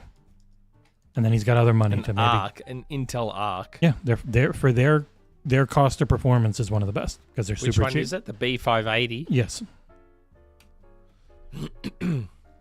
Also, there's supposed to be the Super Series cards coming for the 50 in I don't know. December. Did we actually answer ItzFinn's question? Yes, I'm just conscious it's turned into No, what we said hunting for- what we said repeatedly was if he wants to play on a TV, get a console. If he wants to have more options on storefronts and be able to take it with him, Ally. But yeah. PCs are complicated if you have not put them together or mucked around with them before. So, But no, that wasn't his question. It's No, his I'm question talking to was just Nick. about PC pricing and stuff in general. I'm saying which to we Nick. did. We've covered it quite extensively. Okay, all right. As long as everyone's happy. Next question. Next question is from Assassino. Grand Benefactor Ashashin. Stick hello around, to Mort. John, It's Nick, and over. Jesse. What? Mort in the chat just said, checking in. PC talk, checking out. Checks out. Hello to John, Nick, and Jesse. This week has had its fair share of very good announcements and updates. We got more gameplay of Pragmata and Onimusha. New looks at Wolverine and Saros, and Forza Horizon 6 is real and going to Japan. Congratulations to the Forza Horizon community. All in all, this week has been a good week if you're keeping an eye on upcoming games or playing currently released ones like Silent Hill F or Dying Light the Beast. My question for you guys is mainly, what was your favorite announcement or update we got this week? For me, it was Saros and Wolverine, with the latter looking so good, I'm replaying Returnal. Thank you guys for all you do. If it wasn't leaked, it would have been Forza. Yeah. Even leaked, I'm happy it's Forza. I'm really happy at the $4.99 price for the standard Ally. Like, I know that's going to upset some people, for you, but that's actually a good price in the UK. Yeah. Like, that's cracking. Yeah, these ARC GPUs are cheap. Yep. For me, I mean, I was initially looking forward to seeing what RGG was showing for Virtua Fighter, but then that presentation it wasn't was that a much. bit. It was more about Yakuza. It was nothing. Yeah. And it sort of confirmed. Yes, Zaychek, just what what you're excited about. I'm excited that Forza's going to Japan. And I'll get to see more in January. For me, the Virtua Fighter thing just confirmed what I was worried about the whole time, which was that they wouldn't actually be able to pull off that whole free-flowing combat thing. I had a funny feeling they wouldn't be able to do that, and they kind of can't. I mean, they probably could, but it wouldn't be fun to play because you're stuck watching animations all the time. I don't think you would be. The problem is it wouldn't work from a competitive standpoint. I still think my method would work. 100% my method would work. Where you have a dedicated button with a meter, so you can't just leave it on unlimited, where while you are holding down this button and the meter is running out, you are automatically dodging in a free-flowing manner, and as long as you're pushing the right buttons, you're also countering. So if both players are doing it, you would have that free-flowing combat. But in a competitive scene, it would not work. And if they want the competitive scene, they can't do it. It is what it is. Yeah. I guess Forza Japan, if that's the case. Outside of the Virtua Fighter thing, then yeah. I think Forza Japan is it. Even I'll get back into Forza if it's Japan. Because I haven't really played the last two. I just didn't have any interest. And hopefully they restructure. Hopefully they restructure the game. They don't have to restructure 5. 5 is what you wanted, where it is more defined. The map's big. The map's going to be big every time. But the map wasn't full of icons until, like, okay, you want to just play through the main story and get what you want out of it, cool. After that, it opens up and there's 9 billion things. But, like, the actual main progression path was very easy to follow and define. Man. In 4, when I saw that, all those icons just appear, and I was like, oh my god. They kept it more, you don't see the icon for the next thing until you're like deeper in that series. It's just so many icons. I was like, oh my god, they Ubisofted the shit out of it. It was just a lot of events and stuff. It gets a little bit overwhelming. Oh, it's just so much. I love the original. The original was so clean and simple. I really love the original Forza Horizon. So clean. Okay. So that is the form. Took that long for 4 questions. I know, and we've got like quite a few in the form. Nah, there's a lot of back and forth that's just conversation. It's not actually. Oh, is there? The reply count is not actually questions. Oh, okay. Jesse, brother. Happy podcast 282, my little weed killers. I could not care less about the state of play or TGS, which was why I skipped Thursday's headline show. Something I do care about is how excited I am that John's finally finishing the Expanse. And you can say what delayed you returning after Season 4 was all due to life stuff, which I'm sure was a big factor. But be real, part of it had to be that Season 4 was the show's weakest season. Now that you've seen the awesome recovery that the 5th season was and are about to, if not already, see the epic 6th and final season. You will discover why even in a show with so many amazing characters, why Kamina Drummer is not just my favorite character on that show, but any show ever. This week's question is for John. What has been your favorite scene in The Expanse? I think I know which one you will say. Oh, God. Okay, so I have to comment on the broader thing.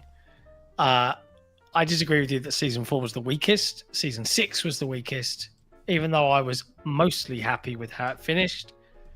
They teased a bunch of stuff for books 7, 8, and 9, and then it was pointless. Nothing happened with it. And there's no new season planned. Anyway, season 6 was rushed because there was only 6 episodes instead of the usual 10. It just felt like they rushed through it. It was fine, but it wasn't as good as everything else. My favorite epic, it's got to be the Rosie doing the crazy battle maneuver against the much bigger ship where they surprised the fuck out of him and they did that really cool slowdown. Maybe that, but also, yeah, Kamina Drummer is the best character aside from Amos, who has very pretty eyes. True story. And I love how crazy he is. I think if I had to give a favorite scene, it's the one where Prax is going to kill the guy. And then Amos just comes in and goes, "You're not that guy." And then the door closes and the guy's like, "Oh, thanks." He's like, "I am that guy." I love that shit. But yeah, there you go. That's The Expanse. You should watch it. It's fucking great. It's Mass Effect meets, I don't know, Battlestar Galactica or Space Above and Beyond. I think I'm already out then. Mate, it's really fucking good.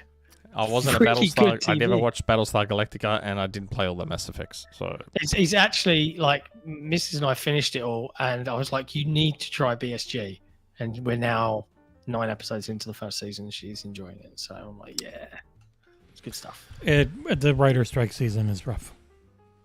Yeah, BSG. Yeah, it's pretty bad. Season 3, rough times. Is the 9070 XT a good card? Yes. Because that's around $1,000. Yep, it's a very good card. It's their equivalent to the one for him to get. Yeah, it's what they're going for with the 5070. Essentially, there's a solid card. Oh, okay. So that might be the card to get him. Yeah, it's still a little behind in ray tracing, but he's a little kid. He shouldn't give a shit about ray tracing. He's 10 years old. Yeah, I doubt he knows what. Just make sure again that your power supply can support it. He plays Roblox. Because like if your dad grabbed like a 500 watt power supply or something, it's not going to work with any decent GPU. Why? What's he going to need? Probably 800 or above. I'm 850 and I just barely support a 9070. My whatever the hell it is, 7900 XTX. I'll ask my dad what he got. It says right on it. Okay. Next question.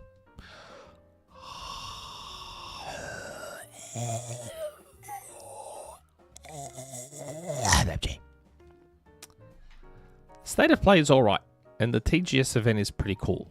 But here is my A to C question for John, hatred of Halloween. Although there's all about still, me today. but bear with the question down below is this. Okay. A. Can I answer these one at a time? So can you ask the question and I'll answer it, and then we'll continue. This is the best question we've ever had. A. Do you hate the Halloween because it's an Irish holiday and you hate the Irish? No. No? It's not an Irish. It's not an Irish holiday. Like, where the fuck has that come from? I'm not asking the question. I'm not an expert on Halloween, but Halloween is based on All Hallows Eve, which is Irish. Pagan. No, it's pagan. Irish. Why is it Irish? I think it's Irish, and you just hate the Irish. I mean, no, I hate Halloween because I consider it an American holiday, and I hate America. It originated from the Celtic festival of Samhain. But I don't give a shit about it. I hate it because it takes over everywhere in October, and annoying people come and knock on my door and expect free shit. Fuck off. That's why I hate Halloween. We just don't put decorations up so that people know not to come. I turn my lights off, leave me alone. And equally, if we have chocolate to throw out, then we'll put the decorations up so they can come and take all the chocolate off. I hate my kids asking me to take them trick-or-treating. And worst of all is if for some reason I do get pulled into that bullshit, is when a fucking 16-year-old rocks up with like a mask on and his fucking Roban outfit, trick or treat. I'm just like, get the fuck out of here. Like, you're not a kid. Yeah, I hate Halloween. It's bullshit. B, before your hatred of Halloween, did you enjoy that holiday? Things like trick-or-treating for candy until tricksters did cruel tricks like throwing eggs at you along with foam cream and whatever the cruel tricks they did to you when you started to hate Halloween from the tricksters? Yes, it was all the tricksters' fault. No, I've never been tricked in the trick-or-treat thing. So, no. I got egged once. Yeah, and I forgot it was Halloween because I was just walking down the street. What the fuck? Minding my own business. And I felt an egg hit my leg and then come off and smash on the ground. So I didn't actually get... When I say I got egged, the egg luckily didn't break on me.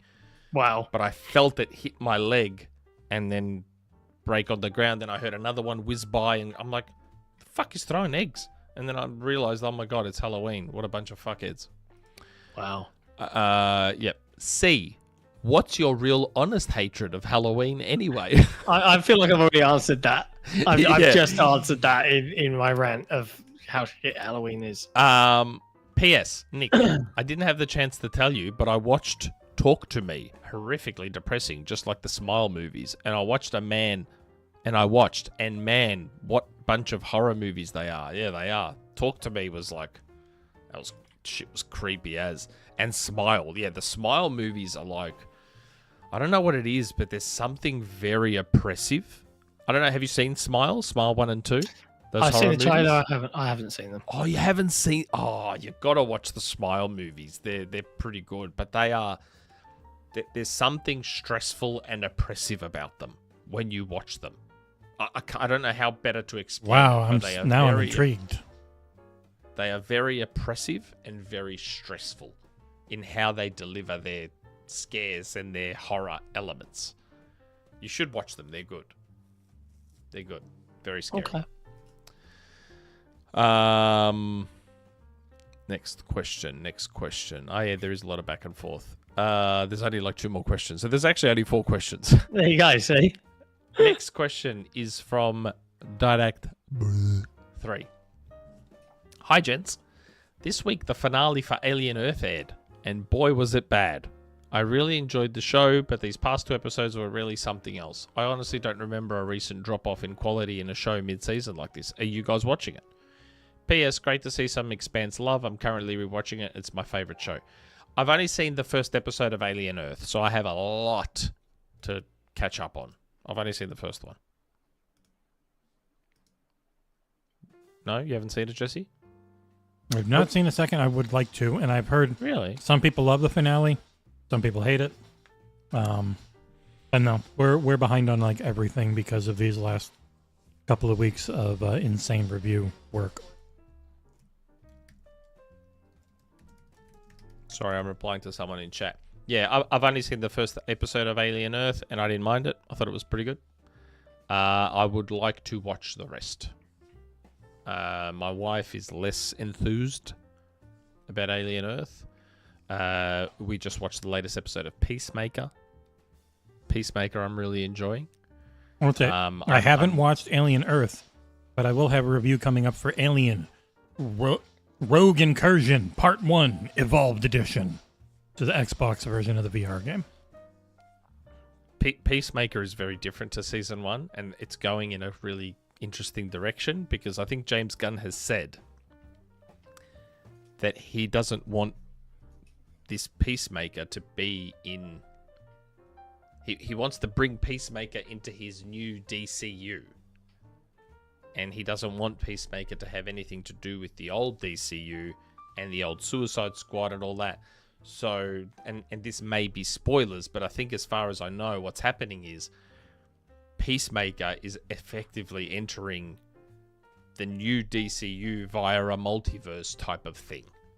And he's just going to leave, I think he's just going to leave his old universe behind and go into this new one. No, because the thing it's the same actor. The thing that happened in the latest episode. So, Season 1 of Peacemaker takes place in the DCEU. Season 2 takes place in the DCU. the new universe. It isn't the same character. It's not the exact same characters from the first season. They're retroactively canonizing certain events from season 1. But no, it is confusing. But no, he's already in the DCU. That's why you saw the people you saw in the guy in the latest episode. That's just DCU. Sure. Yes. James Gunn has a podcast around the show where he's explained it all. If they mention something from, like they mentioned the Enchantress and they mentioned him killing Flag and all that type of stuff from the old movies, that makes those events canon. To me, it looked like the way it's heading is he just goes into this new universe, which I assume will be part of the DCU, and leave it all the rest of Have the you shit seen the behind. latest episode? Yeah, I have. You know that's not the new universe. That's right. Yeah, I did see the. Yeah, I was very going to end say, of it. without spoilers, it's definitely not the new DCU. Yeah, that's true. I actually just had a brain fart and forgot about that. Yeah. Yeah. So I guess not. Yeah. And yeah, they That redid. was quite funny. That was quite funny though. The end of last season had the Justice League show up. It was really silhouettes of half of them, and then Flash and Aquaman were there. And they redid that for the recap. Yes. Where it's the Justice With Gang. New Green Lantern and new Superman. So and that all happened sort of in stuff. this version of Peacemaker. It was quite funny seeing that character look around going, anyone else knows something funny about this world? Yeah. And I was like, oh, Peacemaker's shit. really good. And Peacemaker is the setup for Man of Tomorrow. Yeah. And then we'll get Lanterns I'm early next year. enjoying season 2 of Peacemaker. I don't know. I thought I read that he was just going to go into this new universe and stay there. That's what I thought I read somewhere. Okay. Yeah. I saw someone in the chat say that they're loving, or their wife is loving White Lotus. The latest White Lotus, I don't know. I didn't like the latest White Lotus season. I wasn't a fan. The first one I loved. The second one I liked a lot, but less than the first. And the second one had Sydney Sweeney in it. The latest season, I don't know. Just wasn't a huge fan of the latest season of White Lotus. I can't even remember how many seasons it is now. Last question. Dun, dun, dun. Good old Collingwood. Hello, John, Nick, and Jesse. It's John so in this- freeze frame.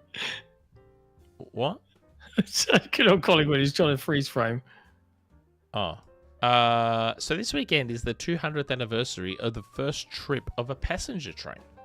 So my question is, do you like trains? Would you choose trains over planes and automobiles? Nick, do you have a Mikey card? Jesse, have you travelled on the Bright Line? John, are you or have ever been an anorak train spotter? I don't know what the bright line is. Yeah. I don't have a Mikey card. My wife shares one with my daughter, a Mikey. I'm hoping Melbourne gets rid of Mikey and just goes to the way Sydney does it. I see. The which Bright is- Line is a railway between Orlando and Miami. I'm more west, so not for me.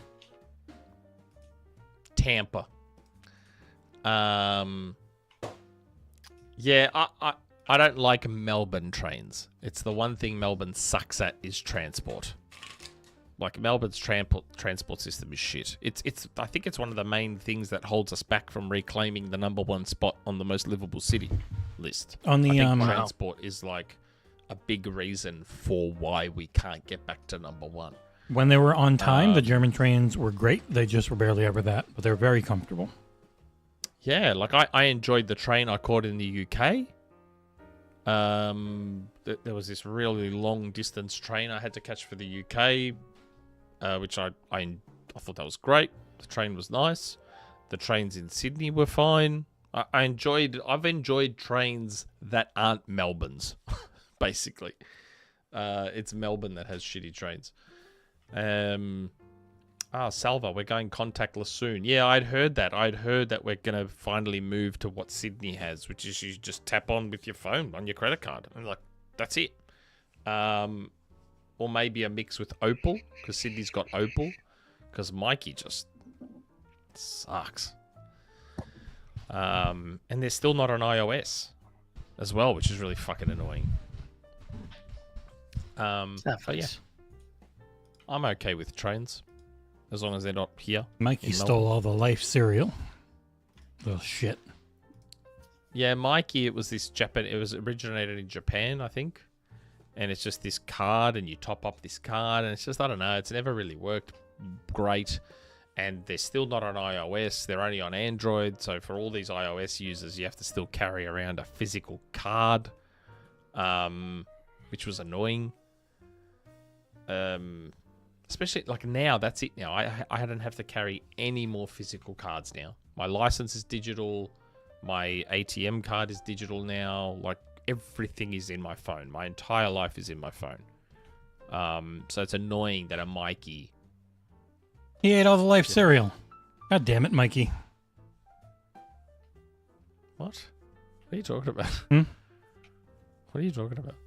I played an old Life cereal commercial from the 80s in America where a little kid named Mikey he eats a whole bowl. All right. Ooh, I just got an email. Let's see, can I say this? This is going to be big for you, Nick, because you love PhysInt, don't you? One of Twitch's most popular content creators. Well, he and legend Tony Hawk are going to hang out for Mafia-thon 3. Okay, I don't care. PhysInt. Yeah. Doesn't that's mean it. much to me. That's it. But yeah, that's it. That's the It's end the of end of the show. the show. Yeah. It's been a good show. It's been okay. It's been a fun chat. That was Kind of like the Tokyo Game Show and the State of Play. It was just okay. It was just okay. Not enough game show for Nick, yeah? It was, yeah, no game show, no rumor mill. It's not as good without Did they those. announce the controller? No. Oh, yeah, that God of War controller. God, that was... Yeah, I it's saw lazy. a lot of people get excited about that controller. I'm like, really? Like, that... Even the Ragnarok controller was better than that. That people whole get segmented excited, design... That segmented design... Like, even though the DualSense is quite comfortably the best controller PlayStation's ever made, even from probably an aesthetic perspective, it's the best controller they've ever made. That segmented style is very hard to nail with limited edition consoles. Limited edition styling. They That's the mostly beauty of just the put Xbox controller. busy artwork on top of it that hasn't looked great. But a few times they've hit pretty hard.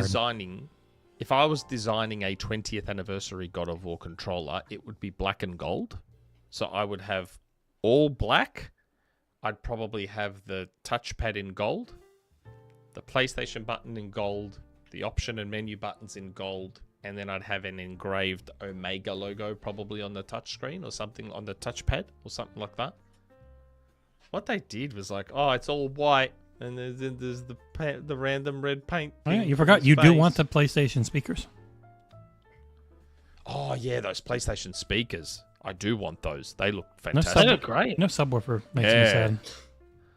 Yeah, but it's only inbuilt. it's only a inbuilt. two-set speaker. It's got It's a an woofer, inbuilt but it's woofer. not a Yeah. subwoofer.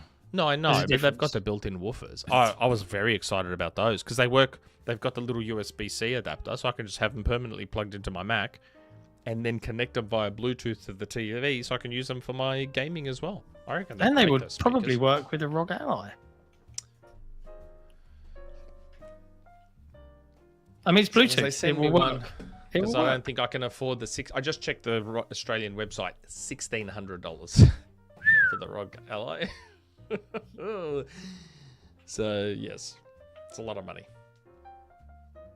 Reasonable for what it is, but still in isolation, $1,600 is a lot of money. Yep. Pricey. It is. But yeah. Anyway, Thank you, everyone. All right. Well, big thank you to everybody for hanging out. Don't forget to hit the like button before you close the window or turn off your YouTube application. Or if you're listening to us on audio after we've gone live, feel free to leave a review on whatever podcast platform you happen to be Especially listening on. Spotify. Yeah, especially there. That would be really helpful, actually. Thanks. We'll be back on Tuesday for more general gaming news and stuff. And there'll be some content dropping from as early as Monday. There's fucking three things at the exact same time. dropping. Yeah, it's so annoying. 3 embargoes all at the exact same time. Like, what the fuck, man? It's a bit silly, really. Yeah. But hey, that's a big content dump on Monday for people. I'm going to delay the smallest one half an hour. Yeah, give it some breathing room. Yeah. Oh, BT Maverick. Did we read out that member renewal one? And you went, I'll get to it later. And I can't remember if you read Nick hates everyone, so. Okay, cool. No, I did. I'm kidding. I know. Cool. It was Jay. Yeah, it was Nisa Hauer asking about the creating a console like with laptops and computers. That's the one. Thank you. We did. Yeah, just checking because I love our patrons and our YouTube members. Honest. Yeah, and there was the earlier Cody Bishop one which we had to go back to. And the Jay Foley one we got. Yeah, we got them all. Did it all. All right. And BT Maverick just gave us a peace sign. Cool. Bye. Appreciate it, folks. See you next time. Ciao for now.